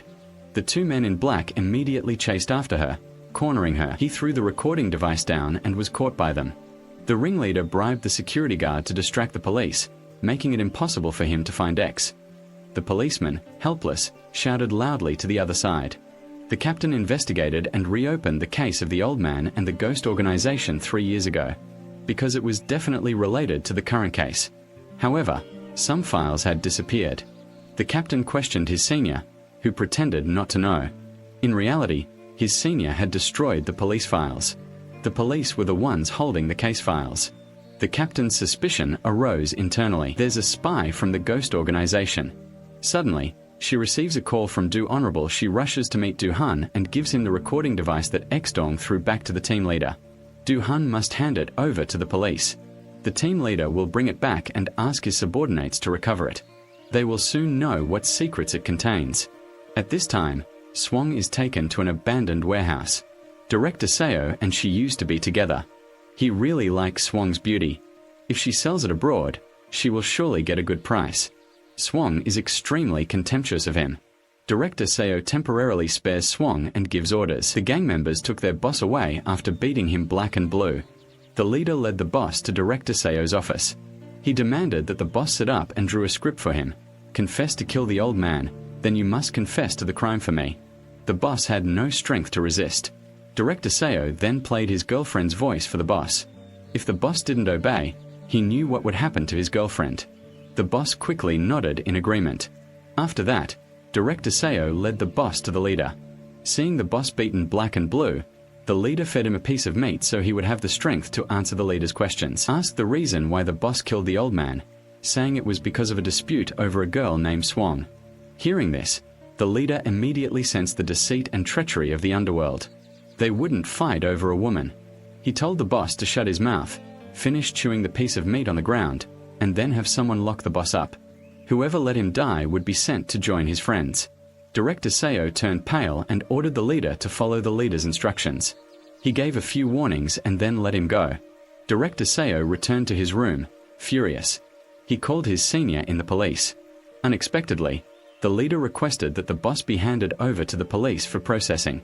Because he trusted the police investigation more than his deceitful subordinates, Director Seo asked his senior to arrange for the gang leader to be charged and forced to sign a confession. Director Seo would handle the rest. The scenario was that the gang leader, fearing punishment, would confess in prison so no one would know about the bad things they did. After planning everything, the leader took the gang leader to the police station and forced him to take a weapon and confess. Remember, your girlfriend is in our hands. The gang leader, terrified, got out of the car with a knife and slowly walked into the police station. The police, having received the report, were waiting outside. The captain brought Do Han back. Both recognized the gang leader, and he also recognized Do Honorable. Suddenly, the gang leader, he had another plan. He apologized to his girlfriend and ran away, telling Do Han that he knew where Shudong was. Do Han drove his car to block the police so the boss could escape first, then chased after him. The gang of prostitutes were also angry and chased after the boss. Unfortunately, he dropped his weapon. The boss didn't have time to pick it up and continued to run away. Do Han drove the car to rob the boss right in front of the police, making the gang leader extremely angry. In the car, Do Han wondered if the boss really knew where Shudong was. He wasn't sure because he was dizzy at the time, only hearing Director Seo calling Shudong's name, but the boss could track him down. At a sudden location, a car sped up and blocked the road. There were 3 men in the car. I guessed I could handle it with the help of the boss. I guessed I could handle it with the boss's help. I guessed the boss would get out and confront the 3 thugs, but the boss fled the scene. I guessed I would deal with the strongest leader first. I broke the leader's leg and then repeatedly poked the other 2 thugs with a pen. They didn't dare to advance. I wanted to know where he was. I would poke him. If I came now, I would see him happily with Director Seo. I was angry and wanted to send him to heaven. When the police arrived, the gang leader pointed his gun at Do Han and ordered him to stop. He released his grip on the head and put down his pen. The police immediately rushed in to subdue Do Honorable. He was arrested for using violence. Do Han was forcibly taken away. He told the captain that the people just now were ghosts. She immediately negotiated with the gang leader, but he deliberately ignored the captain's orders. She had to handle it herself. She asked her subordinates to confirm the hospital where the people just now were taken and also retrieve the video footage of this route. The subordinates didn't know what the captain wanted to do, but they immediately carried out the order. The more powerful man is in the car returning to the police station. He negotiates with the police, wanting to meet the guys who were just beaten. The police think the more powerful man is joking. Now he is a criminal. The more powerful man has no time to linger. Remembering what the leader just said, perhaps Shudong is in danger, the more powerful man must escape. He takes down both policemen. Quickly running away from the car, the older brother follows. Seeing this, he immediately gets out of the car and chases after the more powerful man. The more powerful man runs up to an abandoned house, then jumps down and circles into an alley. The older brother is tricked and loses sight of the more powerful man. At the intersection, he angrily calls his teammates for support. Captain Tra also received the news and anxiously went to look for Honorable Du Hun was discovered by the senior officer and immediately ran to the rooftop of the apartment building and then flew across to the opposite building. The senior officer drew his gun and issued a warning to Honorable suddenly. An old woman appeared, causing the senior officer to lose his guard. Du Hun took the opportunity to escape. The senior officer immediately pointed his gun at Du Hun and jumped over the roof tiles onto the street. He discovered that the police had cordoned off the area. By chance, Du Hun saw a bicycle. Using his years of driving skills, Du Hun did a wheelie and flew over the police car. The senior officer immediately drove after him, but only found the bicycle, no sign of Du Hun anymore. The boss heard from his subordinates that Du Hun was going to look for him. The guys who were beaten immediately set off to find Du Hun, and at the same time called Director Seo to remind his subordinates to hide while they still had time. Director Seo knew his subordinates had been beaten and hospitalized. He immediately called the ringleader and told them to get out of there quickly. The ringleader, leaning on a cane, and his subordinates limped out. Just as they entered the elevator, he saw Du Hun approaching. He immediately turned around and went through the stairwell. The boss also arrived at the same time. While waiting for the elevator to go up, he forced a junior police officer to take the stairs. Accidentally bumping into Honorable, he immediately turned around and called his senior. Honorable, he had to run up the stairs again. He discovered the thugs getting into a car and fleeing. He immediately grabbed a fire hose and threw himself out of the building. Although he landed safely, Du Hun couldn't catch the gang. Du Hun had to hide from the police. Before evening, the police still hadn't found Honorable. His senior decided to go to Du Hun's house. However, Du Hun still couldn't leave the lockdown area. He called for help from the team. The team leader helps after hanging up. The team leader receives a call from her senior. She lies to Du Hun, saying she didn't call. The senior doesn't suspect anything. If he does call, he should report it to the team leader. The team leader pretends to agree. Then she goes to the meeting place with Honorable. The team leader hides Du Hun in the trunk of the car and takes him through the police checkpoint. After confirming that he is safe, the team leader wants to ask Du Hun, "Why are you so sure? The guys who were beaten were ghosts." Du Hun recounts the details. But the team leader reminds him not to trust the boss's words too quickly. Du Hun's intuition tells him that the boss didn't lie. The leader also confirmed that X was in their hands. The captain wanted to know the boss's next plan, so he would go find the boss because he knew where X was. The captain reminded him to be careful and left, but he was still not at ease. On the other side, X Dong's best friend was at a motel. The police took good care of her, but X Dong's best friend was still not satisfied and preferred to go out to buy food herself. When she returned to the motel, the police officer was nowhere to be seen. Instead, two men in black blocked both ends. She was led to a large villa. When she realized that the person who kidnapped her was her best friend, Shu Dong, she breathed a sigh of relief. The boss asked her if she knew where Shu Dong had gone. Her best friend remembered that Shu Dong wanted to go find a voice recorder. Perhaps she was at home somewhere. The boss was extremely worried. On the other side, the gang leader gathered his henchmen, wanting to form a group to rescue his girlfriend. But the Lone Shark gang had now disbanded, leaving only a few incompetent fighters. Going with this group was like walking into a trap. The gang leader was about to give up when suddenly there was a knock on the door. Recognizing the person who had arrived as Du Hun, the gang leader felt like he had found a ray of hope, but Du Hun grabbed him and asked why he was leaving, running away. "Should I stay and get caught?" The boss called Du Hun many times but couldn't get through. Now they are in the same boat. One side is the police chasing them, the other is the ghost of San Ri. The boss wants to cooperate with Du Hun and plan to rescue Shu Dong and his girlfriend. They both set off together. At this time, X Dong is dragged away by a gang of thugs. Director Seo orders her to be washed clean, preparing her for Director Seo to devour her. X Dong tries to resist, pushes down two men, explodes, and runs away, but she hasn't run far before she's caught again. They throw Shu Dong into a locked room to wait for the director. Director Seo arrived to handle the situation.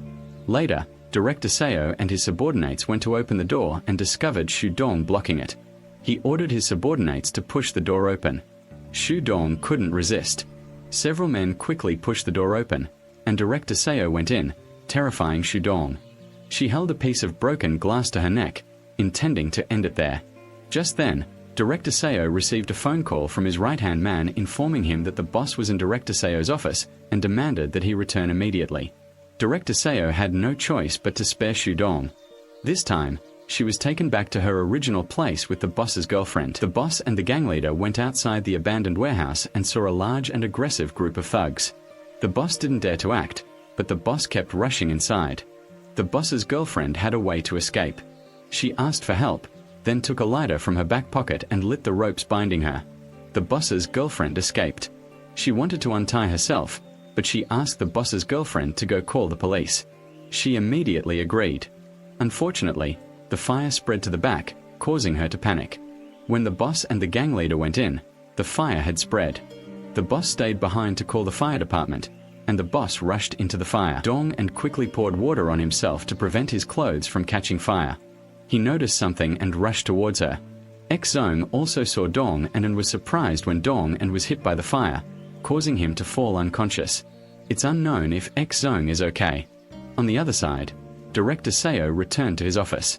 This used to be his workplace, but after the old man died, Director Seo was the manager. The leader always thought Director Seo was the one who harmed him and usurped his position. Recently, he heard some intelligence about things that Director Seo was hiding from him. I, as the leader, had my subordinates corner Director Seo and roast him, forcing him to confess everything but not to kill him. Then the leader learned that Director Seo had kidnapped the woman who used to be by his side, so he wanted him to bring X-Zone back. Director Seo had to agree, but after the leader left, Director Seo heard that the abandoned warehouse had burned down, making him extremely angry. At this time, the fire department arrived at the scene, but they only found Duhan alive. The boss couldn't find his girlfriend, so he was extremely distressed. The paramedics immediately took Duhan to the hospital. On the ambulance, he was surprised he had a seizure. He remembered that she was also hit by falling flames. He was checked by firefighters and luckily his life was not in danger. Knowing that he had an accident, Captain Tra immediately went to the hospital to visit him. The gang also received the notification and immediately wanted to go to the hospital to arrest him, but seeing him lying motionless, the gang gave up. The police collected some evidence at the scene, including his ID card. They notified his family to come and claim the body and also informed Captain Tra, which surprised her greatly because he couldn't move, but he could still hear the phone call. He was grieving and shedding tears. On the other side, the leader called Director Seo to play a game. Director Seo was terrified, only afraid of having his hand chopped off. The leader was angry. Why did he let Shu die in the fire? The director couldn't explain. The leader ordered his subordinates to hit him repeatedly on the head. Director Seo returned to the office with his body covered in injuries, making the woman extremely worried. He encouraged her, saying it was okay. Sooner or later he would pay back both the principal and interest. In the morning, the family held a funeral service for him. Swang's best friend didn't believe that the dead were gone, but Jun insisted he was certain and didn't allow the police to conduct a forensic examination. The family mourned for only one day before cremating the body, making Captain Tra suspicious. After investigating, she learned the reason. Jun had bought 2 insurance policies for Swang, each worth 200 million. Captain Tra immediately went to the funeral to question Jun, but Jun pretended to be grieving and didn't answer Captain Tra's questions. 2. The Shu Rong was taken to the crematorium amidst the sorrow of everyone. It was more difficult than in the hospital. To increase his wife's sudden seizure, he miraculously woke up. The lawyer came to inform him of all the charges against Du Honorable. The lawyer could easily handle everything, but Duhan didn't care about those things. He only wanted to know where X-Dong was. The lawyer didn't dare let Duhan know the truth and did everything to hide it from him. After a while, Duhan was discharged from the hospital. He went to the newly opened restaurant owned by Mr. Joy, using his sister's insurance money. Duhan didn't blame Mr. Joy. He only asked him to hand over the belongings of Shu Dong. Duhan took the belongings home, took them out one by one, and looked at them, his heart overflowing with emotion. In utter despair, Duhan fell asleep on the chair, neither eating nor drinking for several days. On the 3rd day, Duhan unexpectedly received a phone call from the gang leader, who asked him to meet him outside to talk. Duhan went to the place the gang leader designated. The gang leader sincerely offered his condolences to Du-han, but the gang leader had a question. If the person wasn't Shu Dong, where was his girlfriend? Only then did Du-han realize that the gang leader's girlfriend was still missing. He felt a glimmer of hope. Maybe it wasn't Shu Dong. Du-han immediately stood up and left. The gang leader held him back, begging Du-han to call him if he knew anything. Du-han agreed and went home. He took out the photos from the scene. Everyone thought the body belonged to Shu Dong because the victim was carrying her wallet and wearing her clothes, but there was no DNA test result. The next day, Du-han bought flowers and went to visit Shu Dong there. He met the investigating captain. She thought Shu Dong was still alive, but Du-han insisted she was dead. The investigating captain didn't believe Du-han and was so lacking in willpower. He approached the investigating captain and said, "Someone is watching. Perhaps Shu Dong is no longer alive. Let her start a new life." Unaffected by anyone, the captain immediately understood Doho's intention. He would go look for Shu Zed in secret. Doho recalled that the place where he fainted and the place where he was rescued were not the same location. Perhaps it was X-Dong who pulled Doho out of the sea of fire. The reason Shu Dong was fake is also easy to understand. As long as the ghost exists, she will not live in peace. Doho will make the ghost disappear and bring Shu Dong back to the world. Later, Doho returned home and listened to the recording that the captain's father had restored. Inside was a conversation between X-Dong and the director. Seo knew that X-Dong was cooperating with the police to catch the old man, and Director Seo wanted to help X-Dong bring down the old man and quickly take his place. Returning to reality, Du-han rushed to the police station to find Captain Tra. He wondered if anyone else knew about the cooperation between X-Dong and Captain Tra 3 years ago. If not, it could only be that Captain Tra had revealed it to Director Seo. Captain Tra immediately had a suspect in mind, but she couldn't tell Du-han yet, only asking him to trust her. Du-han agreed and left. The conversation between the two was overheard by the senior officer. He began to feel worried because it was the senior officer who revealed to the woman that Dong was a police spy from the team leader's side. He searched for documents about the investigation team of the Ghost organization from 3 years ago, consisting of 2 inspectors and the senior officer. Only they knew that Dong was a spy. That evening, the team leader came to Du-han's house and gave him documents about the leader. After reading them, Du-han called and asked why the team leader did that. She only wanted to help Du-han, but to catch the leader, Du-han would have to commit a crime. Tra had no opinion. She wanted Du to be more than guilty of a crime to catch the criminal. Du's heart was filled with determination to purge the ghost to bring Shu back to life. So, starting with this person first, Du called the boss and arranged to meet him outside to talk. Du wanted the boss to reveal everything he knew about Director Seo and the ghost. The boss gradually recounted that Director Seo was not the leader of the ghost. They still had a supreme leader, a truly cunning old fox. The next day, Du went to the director's office and was introduced to someone unexpected. It was Director Seo again. Not recognizing him, Du-han still shook hands and greeted him. Director Yu asked him to go outside because he had a private matter to discuss with Director Seo. The 2 old foxes were preparing a construction project to borrow money from the bank, then do a shoddy job and pocket all the money. Du-han walked a short distance before remembering the familiar voice of Director Seo, the one who had stabbed him.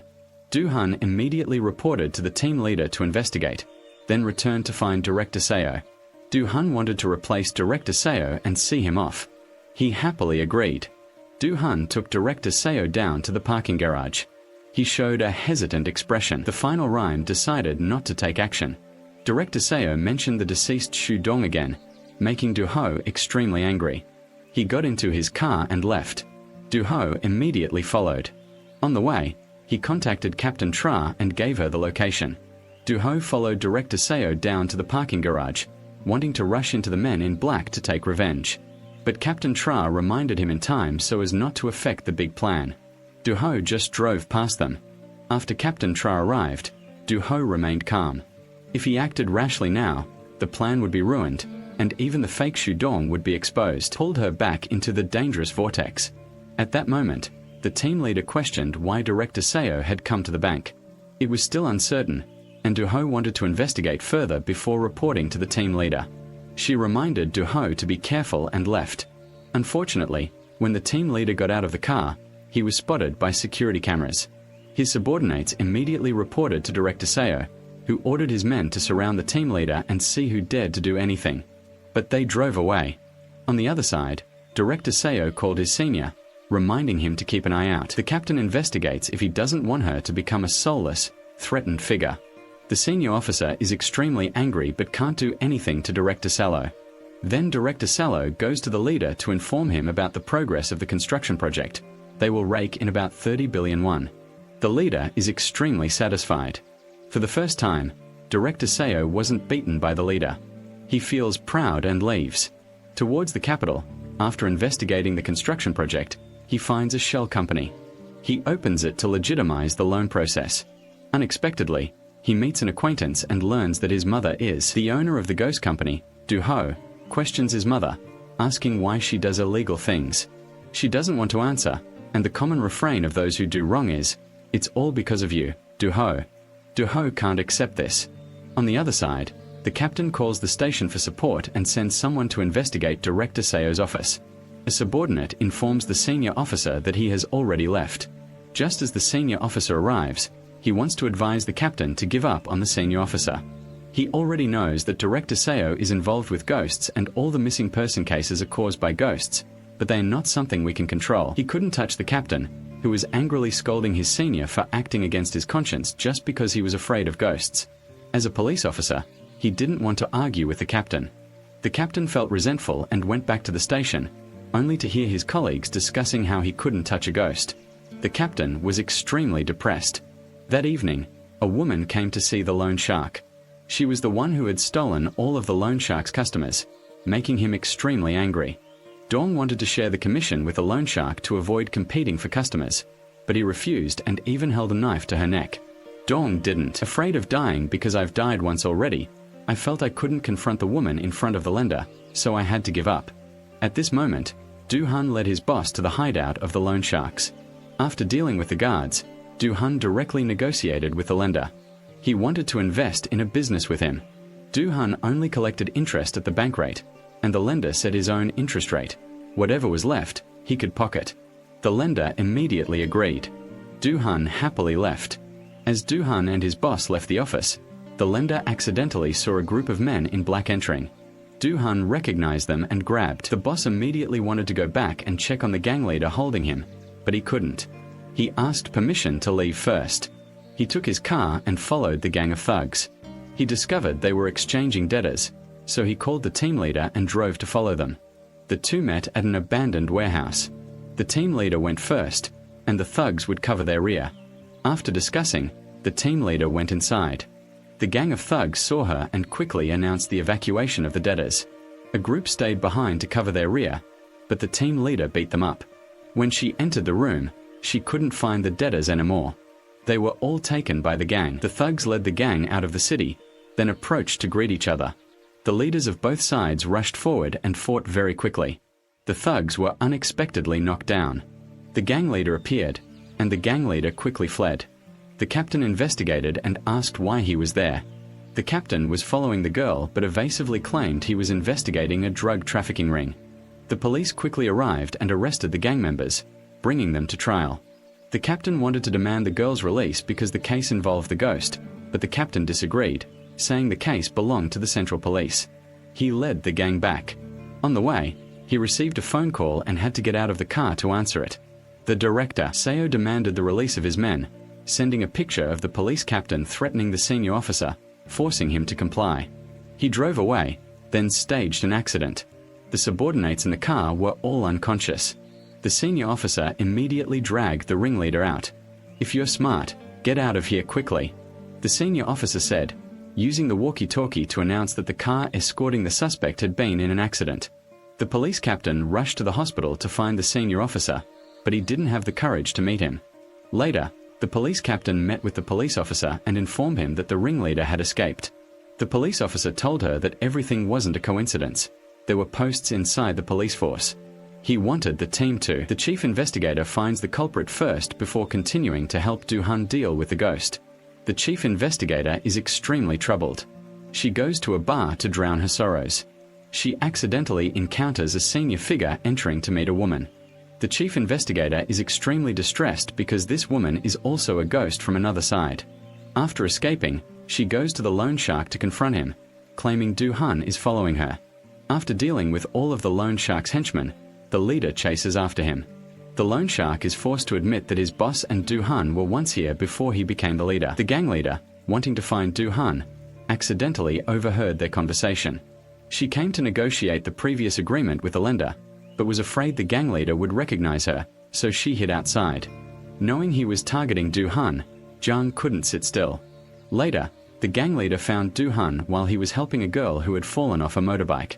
The gang leader was lurking to steal Du-han when suddenly a car sped towards him and hit him. Du-han recognized the person in the car as Zhang and ordered his henchmen to shove the gang leader into the trunk before driving away. Du-han didn't have time to react. He only saw someone inside the car. A bewildered English woman continues to help the girl on the bicycle up. The girl repeatedly apologizes. It turns out the bike crash was staged so the gang leader could have an opportunity to attack Du Honorable. He realizes the girl is the missing schoolgirl that Captain Cha mentioned before. Seeing the girl looking frightened, Du-han promises to help her get back to her family. At this moment, Captain Cha enters the pub and catches the gang leader red-handed. Inadvertently, the woman's subordinates discover them. The woman receives a warning and tells the gang leader to quickly escape through the back door. Captain Cha goes into the pub. He had disappeared, but she still noticed someone sitting and drinking here. Coincidentally, Captain Tra saw the woman who hadn't left yet. She smiled at Captain Tra, but she didn't want to stir up trouble.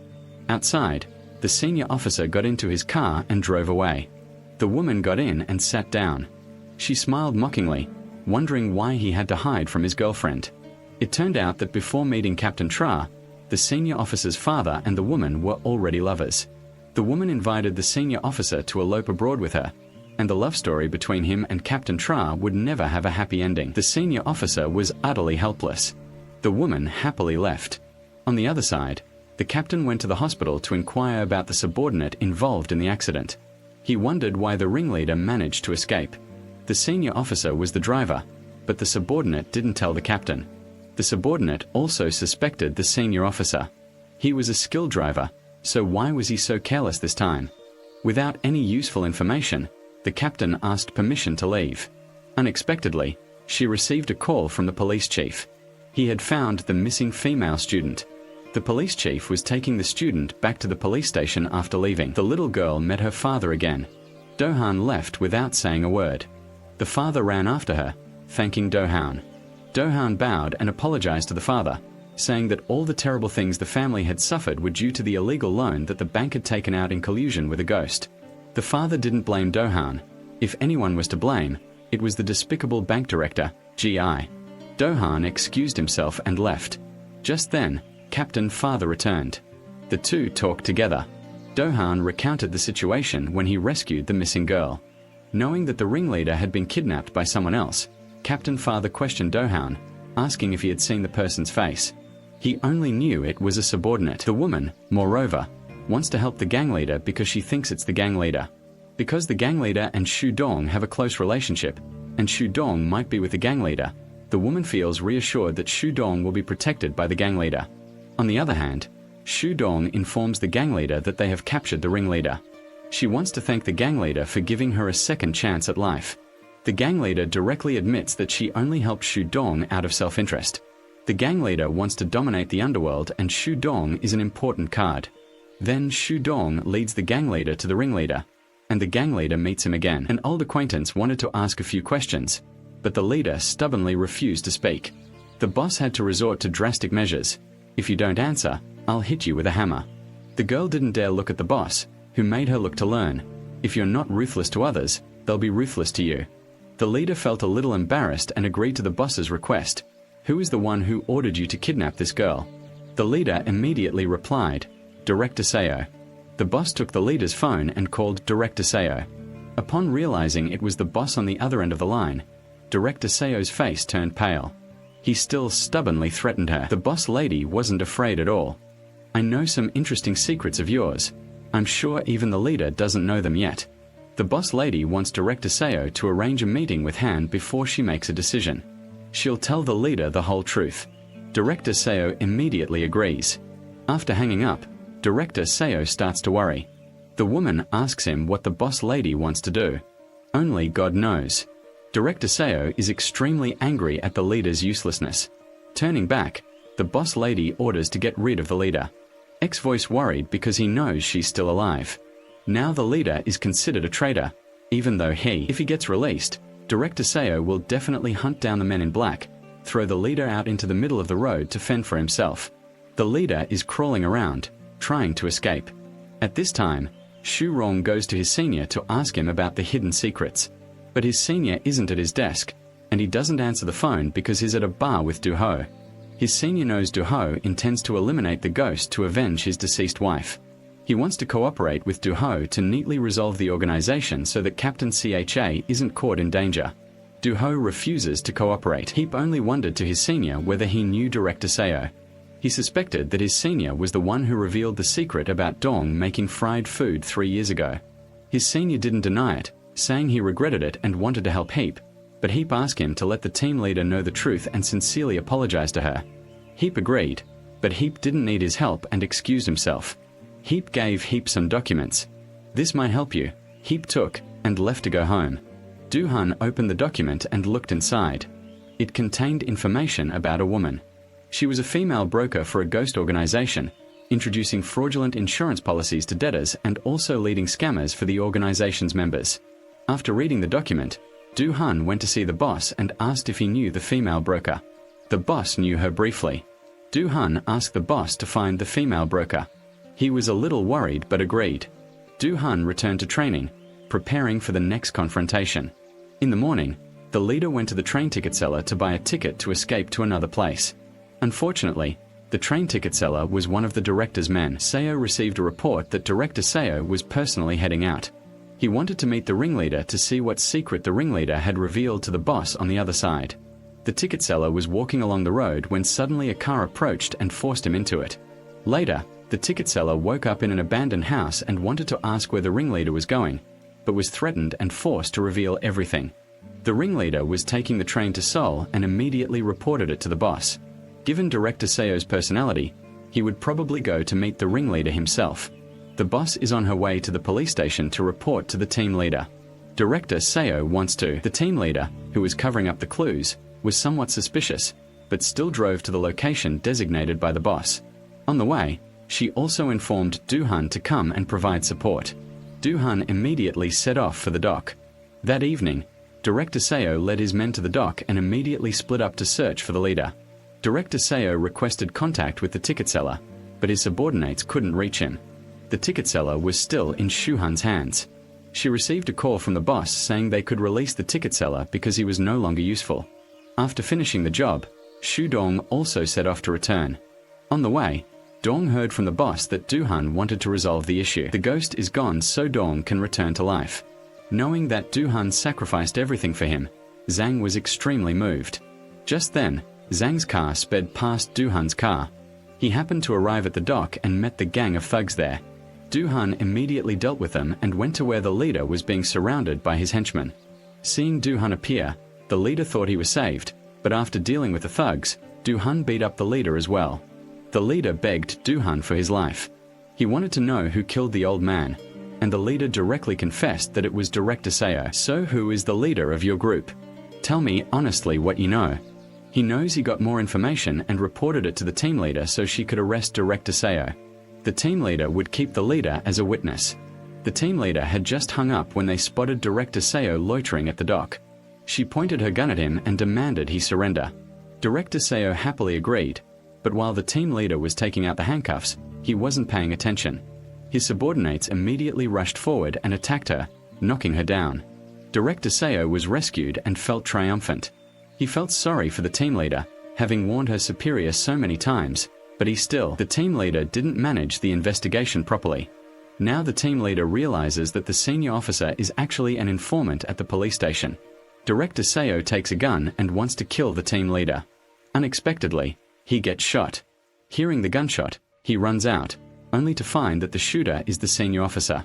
Director Seo is taken to the hospital by ambulance. The ringleader is taken to the police station, still laughing gleefully, thinking that Director Seo has died at the hospital. The senior officer came to see the team leader, but now she knows the whole truth. Not wanting to talk to the senior officer, the team leader hides in his room to think. Du Ho went to comfort him, telling Captain Tra that his senior wanted to turn over a new leaf but hadn't had the chance yet. He honestly told Captain Tra that he shot Director Seo because he wanted to free himself from him. Du-ho suggested two choices to Captain Tra: put his senior in prison or forgive him. Captain Tra knew he needed time to think. Du-ho asked to leave first. On the other side, the leader also knew about Director Seo's situation.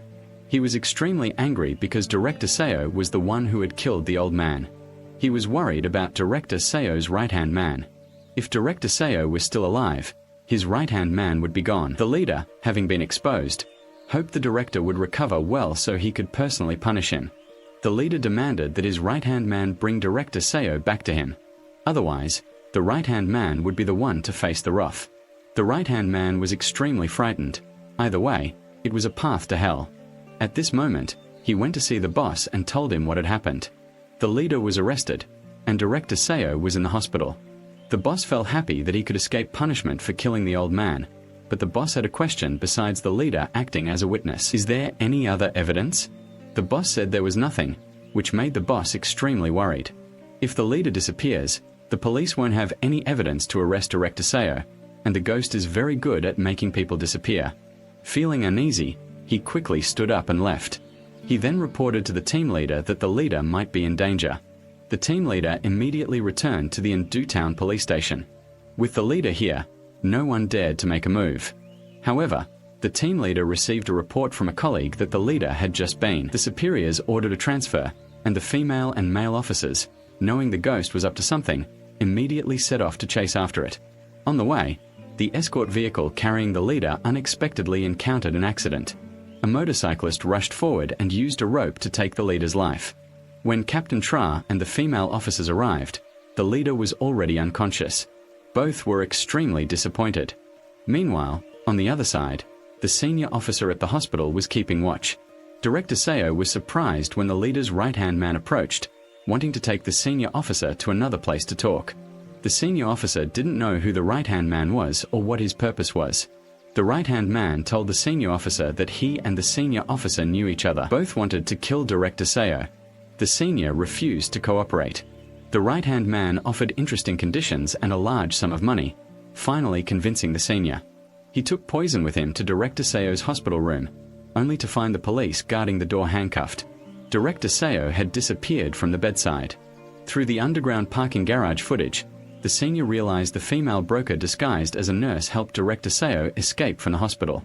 The senior was extremely angry upon hearing that Director Seo had disappeared. The chief investigator immediately took Du-hun to the hospital. Through the security footage, the chief investigator also recognized that the person who took Director Seo away was a female broker. She led Du-hun to Director Seo's office, but no one was there. Du-hun suspected that the person who took Director Seo away was the leader, and the leader had told Du-hun before, if Director Seo disappears, the person in charge of the construction fraud case to borrow money from the bank will be the leader. Du-hun decided to start from here. However, when Du-hun went to his friend to ask about the progress of the construction project investigation, his friend shook his head. It turned out the friend who accepted bribes was threatened by the director, so he couldn't help Du-hun anymore and had to rely on himself. Luckily, the friend still told Du-hun the name of the company that would be committing fraud. On the other side, the leader also learned that Director Seo had escaped from the hospital. He was furious and ordered his right-hand man to quickly find Director Seo. He rushed to work immediately. That evening, Captain Tra went to see his senior to ask about the female broker, but he insisted he didn't know her. Captain Tra explained that he became a police officer because he admired her virtues and qualities of the senior. But now he's turning bad. Captain Tra begs the senior to turn back. She doesn't want to disappoint the senior. The senior is extremely distressed. Captain Tra leaves him behind to think about her words. Then Captain Tra goes to find Du-hun to confide in her. One person has lost a lover, another has been betrayed by the one they love. However, Du-hun believes that Shu-dong will definitely return. He also tells Captain Tra that the senior has actually turned back. He just hasn't found the opportunity to tell her yet. Du-hun takes out the picture of the female broker. This is what the senior gave Du Honorable now the team. The new chief investigator realized she had misunderstood her senior colleague. At this point, the gang leader had information about the person who took the director away. After that, She would replace the gang leader and meet the female broker as suggested by the gang leader regarding the location where the female broker might appear. She went to the bar, and while in the elevator, she accidentally ran into the boss's friend. She tried to avoid him. Luckily, the friend didn't recognize her. She followed him to room number 7, knowing the female broker was inside, but she didn't dare open the door and go in.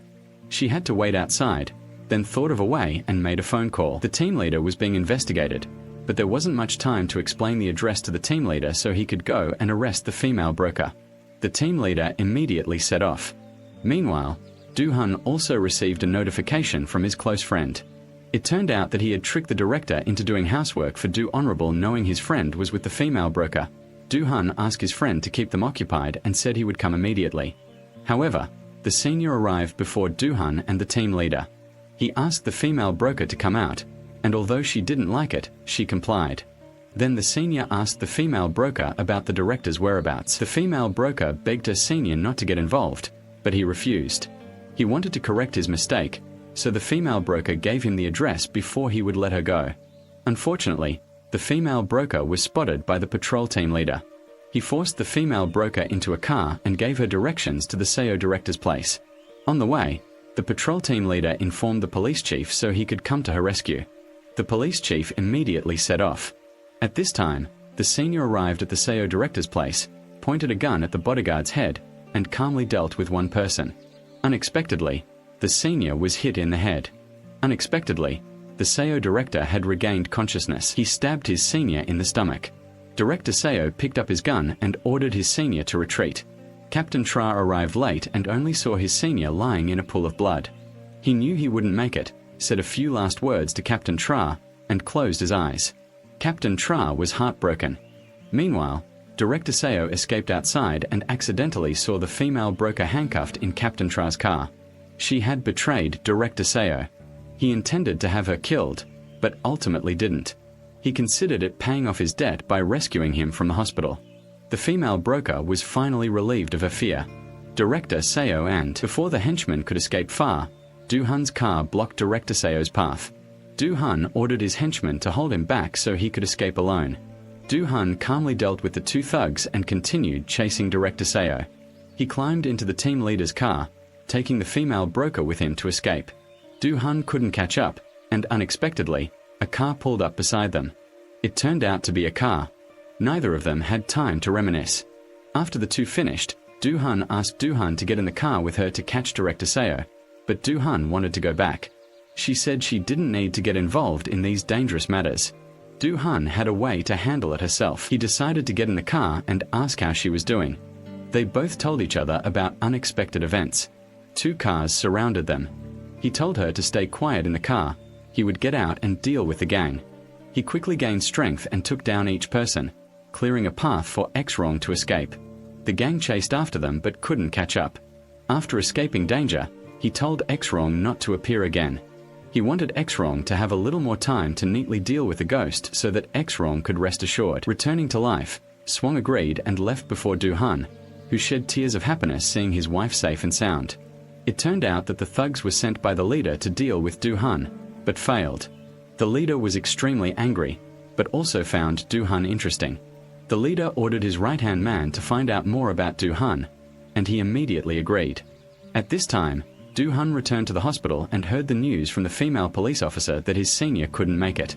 Do-hun went to Captain Tra to comfort her, then pretended to be strong and wanted to go arrest Director SEO, but after 3 steps he collapsed, unable to bear it any longer. Having suffered such a great loss, the next day everyone offered flowers at their senior's table to commemorate his passing.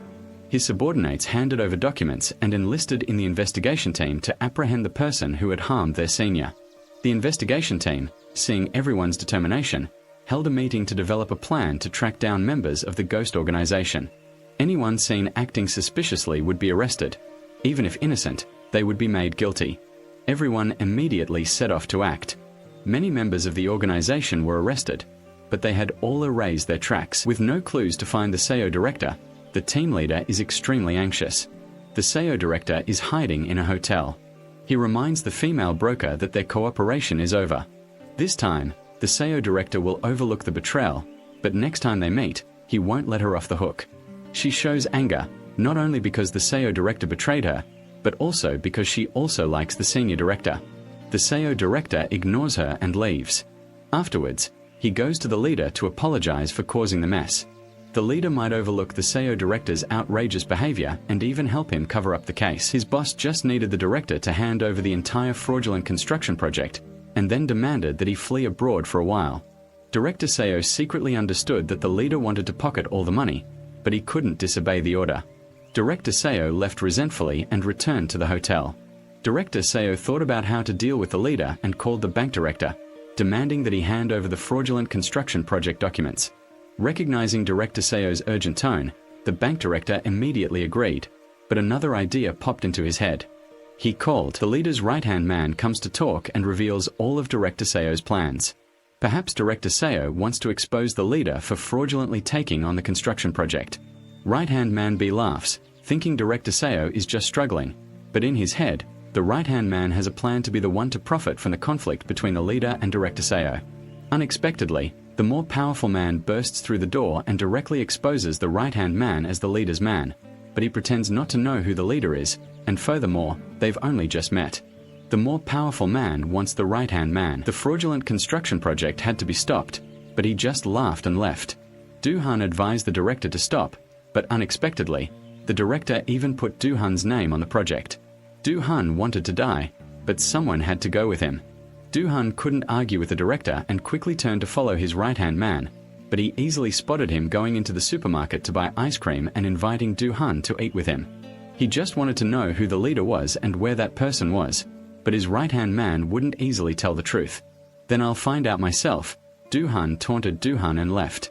After that, Du-hun had an appointment with the boss. He brought along the person who had given him the loan before. This time, the lender came to explain his decision. He refused to cooperate with Du-hun when he learned that Du-hun was searching for the ghost leader, a leader no one had been able to find yet. In other words, those who wanted to find the leader were no longer alive. The lender was also wary. He introduced Du-hun to the S-Credit organization, suggesting he could seek their cooperation. Perhaps this was the only organization not afraid of the ghost leader. Who would be so brave as to do that? Du-hun had to meet them.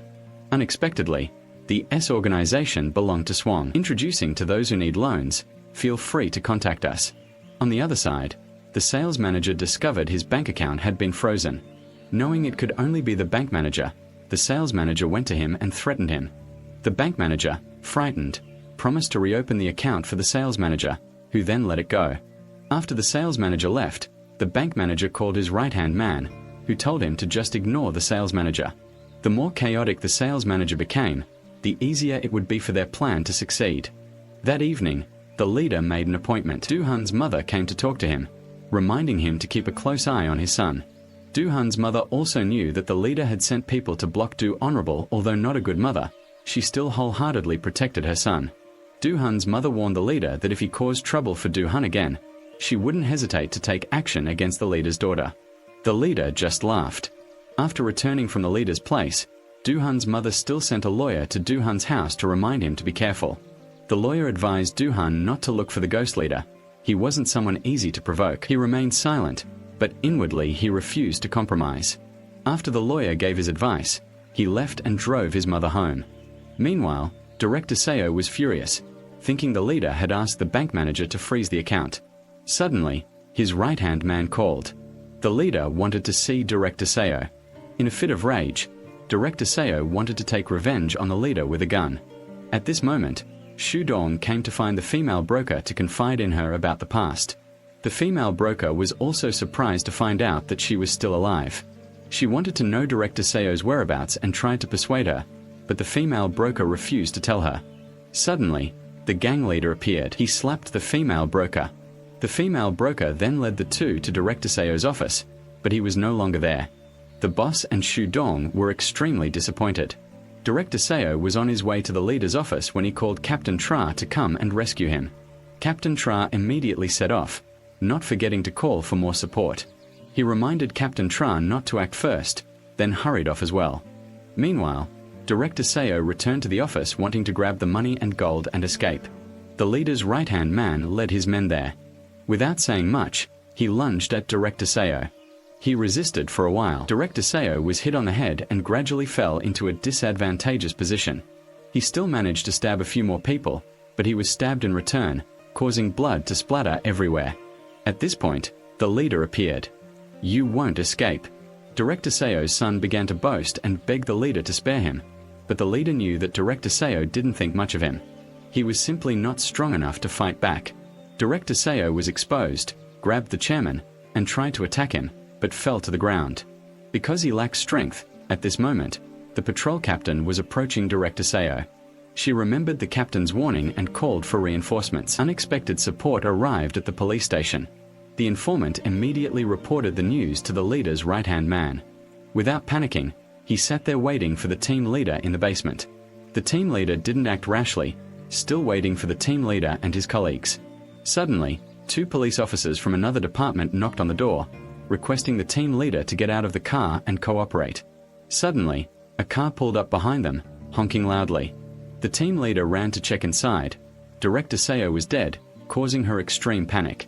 Returning to the station, the team leader was falsely accused of murdering Director Seo to avenge a senior, but he asserted that he had not acted, knowing full well that this was a trap set by the police chief, who was falsely accusing and harming his own people. Outside the station, Do-hun was worried about the investigating captain. Through the words of the female police officer, he knew everything but couldn't help the captain, so he sat outside waiting. Unexpectedly, Do-hun received a call from someone claiming to be the ghost leader, wanting Do-hun to meet him. Do-hun immediately went to the leader and asked if he had killed Director Seo. The leader directly admitted it, saying that because Director Seo was no longer useful to him, he had been observing Do-honorable. For a time, he recognized that Do-hun had the potential to replace the director, but Do-hun couldn't agree. He wanted to declare war on the ghost leader. Do-hun would use one blow to bring down all the leaders he had achieved so far. Do-hun wasn't afraid of the ghost leader having many henchmen clinging to him for their own benefit, including the bank director and Do-hun's mother. He didn't care who they were. Do-hun would help everyone regain their peaceful lives. The leader laughed gleefully. Do-hun coldly left. After that, the leader called his right-hand man in to arrest him, trying to find Do-ho's weaknesses, but is almost perfect. Money and women can't shake him. The leader is still certain Do-ho cares about something. No one in the world lives without purpose. The right-hand man immediately understands the leader's intention. That evening, Shu Rong went to find the lender, asking him to find some girls and then force them to do housework at the leader's place. But this is extremely difficult. Shu Rong doesn't care. She insists the lender must succeed. She doesn't say much, gets up and leaves, accidentally bumping into the boss. Vaguely realizing that Suang immediately ran in to ask the lender who the girl who had just left was, but Suang had changed her name and the boss couldn't remember where he had met her. Meanwhile, Do-hun broke into the bank manager's office while he was away to search for documents about the fraudulent construction project, but couldn't find anything. Do-hun realized someone had arrived and quickly ran out, but was still caught by the bank manager. He knew what Do-hun was doing in the office and once again advised Do-hun to join the Ghost Leaders group, but Do-hun remained steadfast in his position. Do-hun returned to his room, working through the night searching for documents but still without results. The next day, Do received a call from a friend. The friend informed her that the director had just gone out, and the right-hand man of the ghost leader wanted her to continue breaking into the director's office to search for documents about the fraudulent construction project. She was certain the director had hidden them somewhere. Even if she searched thoroughly, she would find them. At this time, the investigating team leader was still being interrogated. She knew this was a request from her superiors and followed the ghost leader's orders to directly expose the police officer. The investigating team leader cursed at him profusely. The police have no conscience. The police officer's profession gradually awakens. Captain Tra angrily returns to work. She gathers the team and holds a meeting.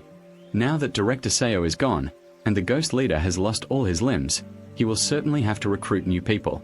Captain Tra has 2 targets. One is the gang leader, and the other is the one who gave V the job. There may be other targets unknown to Captain Tra.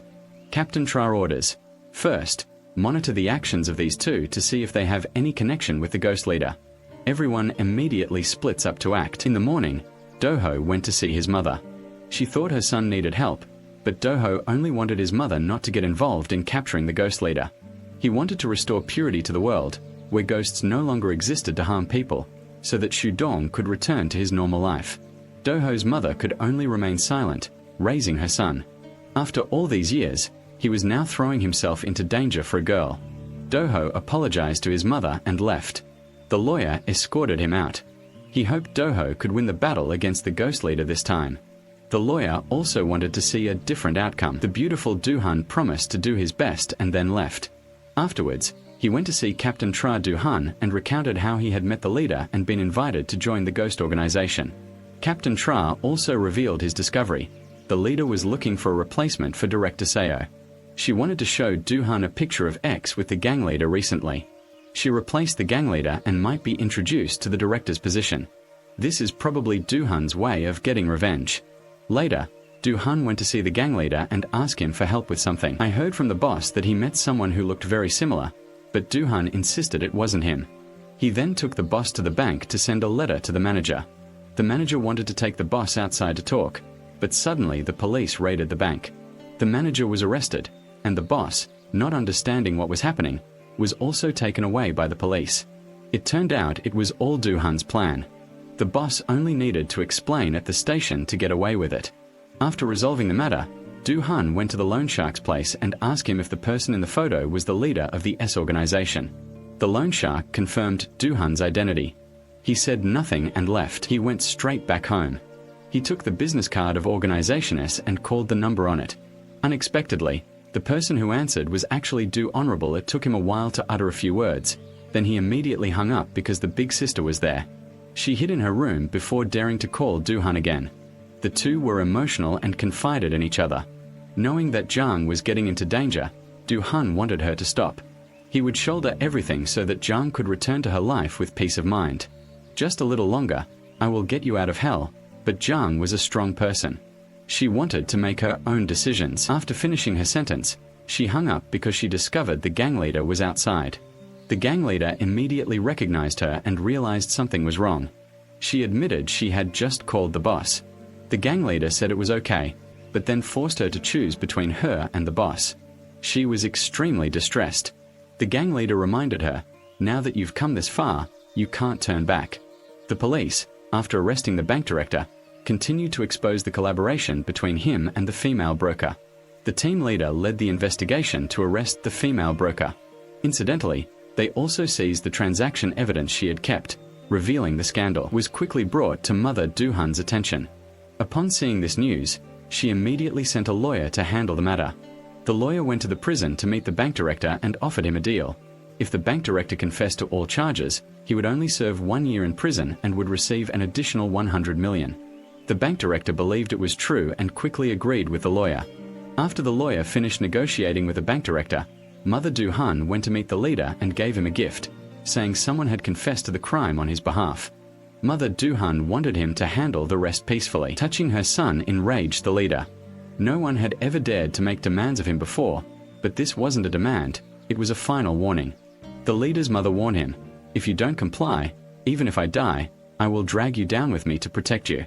After finishing her task, the leader's mother stood up and left, making the leader extremely uncomfortable. His right-hand man, seeing this, knew the leader's mother was a good ally for him to overthrow the leader, so he went to find her lawyer. The right-hand man directly stated his intention to replace the leader, but the lawyer didn't care about the internal matters. The ghost organization is fighting. His only desire is for the ghost organization to disappear. The lawyer, not wanting to get involved with the right-hand man, angrily leaves. The right-hand man has to find another ally. He visits the boss in prison and tells him the truth. The person who set the fire wasn't X-Dong, but the boss's girlfriend. He shows a photo as proof, causing the boss immense pain as he realizes X-Dong has been hiding this all this time. From the boss's mouth, the right-hand man learns how to contact X-Dong, then lures her to the place where VY wants to meet X-Dong. The leader disagreed. The right-hand man immediately ordered his subordinates to rush forward and abduct Shu-Dong, forcing him into a car. He even took a picture and sent it to Do Honorable. At this time, Do-hun's mother came to the house wanting to talk to her son privately, but as soon as they sat down, Do-hun received a message from the right-hand man. He was holding Shu-Dong and wanted Do-hun to meet the leader. Do-hun immediately set off. Seeing this, the mother also sent a lawyer along. However, the leader had no intention of using Shu-Dong as bait. Do-hun saw the right-hand man bringing people back and immediately demanded to be taken away. The right-hand man then handed Shu Dong over. Preparing to sell the gang to China as the car just left, Du Han arrived at the designated location. He calmly dealt with the thugs and then questioned the leader about his whereabouts. The police were also dispatched to the scene. The captain advised Du Han to calm down. The leader told the police, and after Du Han knew what was happening, he was taken away by his right-hand man. The police also arrested the leader and took him to the station for questioning. It was all Du Han's mother's plan. The lawyer was the one who reported it to the police. The leader only smiled. Inside, Du Han discussed with the captain that he really didn't know where Dong was. It's not true, as he said. The right-hand man is the mastermind. Both of them immediately went to find him, but the right-hand man was still there. He arrogantly sat in the leader's chair, thinking he was the winner. On this side, Du Han was on his way to find him when he unexpectedly received a phone call from a lender. They had delivered it to him. Du Han immediately went to the lender, angrily beat up the gang of thugs, and pinned Du Han down. Du Han was immediately strangled unconscious. Du Han discovered Shu Dong lying on the ground and went to rescue her. Both of them were happy. PHC hugged each other. "I'll take you back." The thug NH tried to sneak attack, but luckily Captain Tra arrived in time to deal with him. The couple, HN and Shu Dong, were saved. The police raided and arrested the gang of thugs. HN and Shu Dong were taken outside. Suddenly, the gang leader rushed in, saying he wanted revenge for his girlfriend. He asked why HN had hidden the fact that his girlfriend was pregnant from him. HN could only apologize, not expecting to see the gang leader stab him. He threw him away, allowing the police to arrest him. HN lay motionless on the ground. Shu Dong and Captain Tra were extremely panicked. HN was immediately taken to the hospital for emergency treatment. Luckily, Shu Rong gave him motivation to help him. After overcoming the critical situation, the two also had a happy wedding. Loan sharking remains a painful issue affecting the lives of many people. People borrow to survive, but the exorbitant interest rates push them to the brink of hell. Loan sharks are criminals against society, thinking that a little money can make others obey their will. Fortunately, the law still looks to the people, working every day to eradicate loan sharking. Let's work together to make the world a better place. Thank you everyone for watching the entire film. See you in the next videos.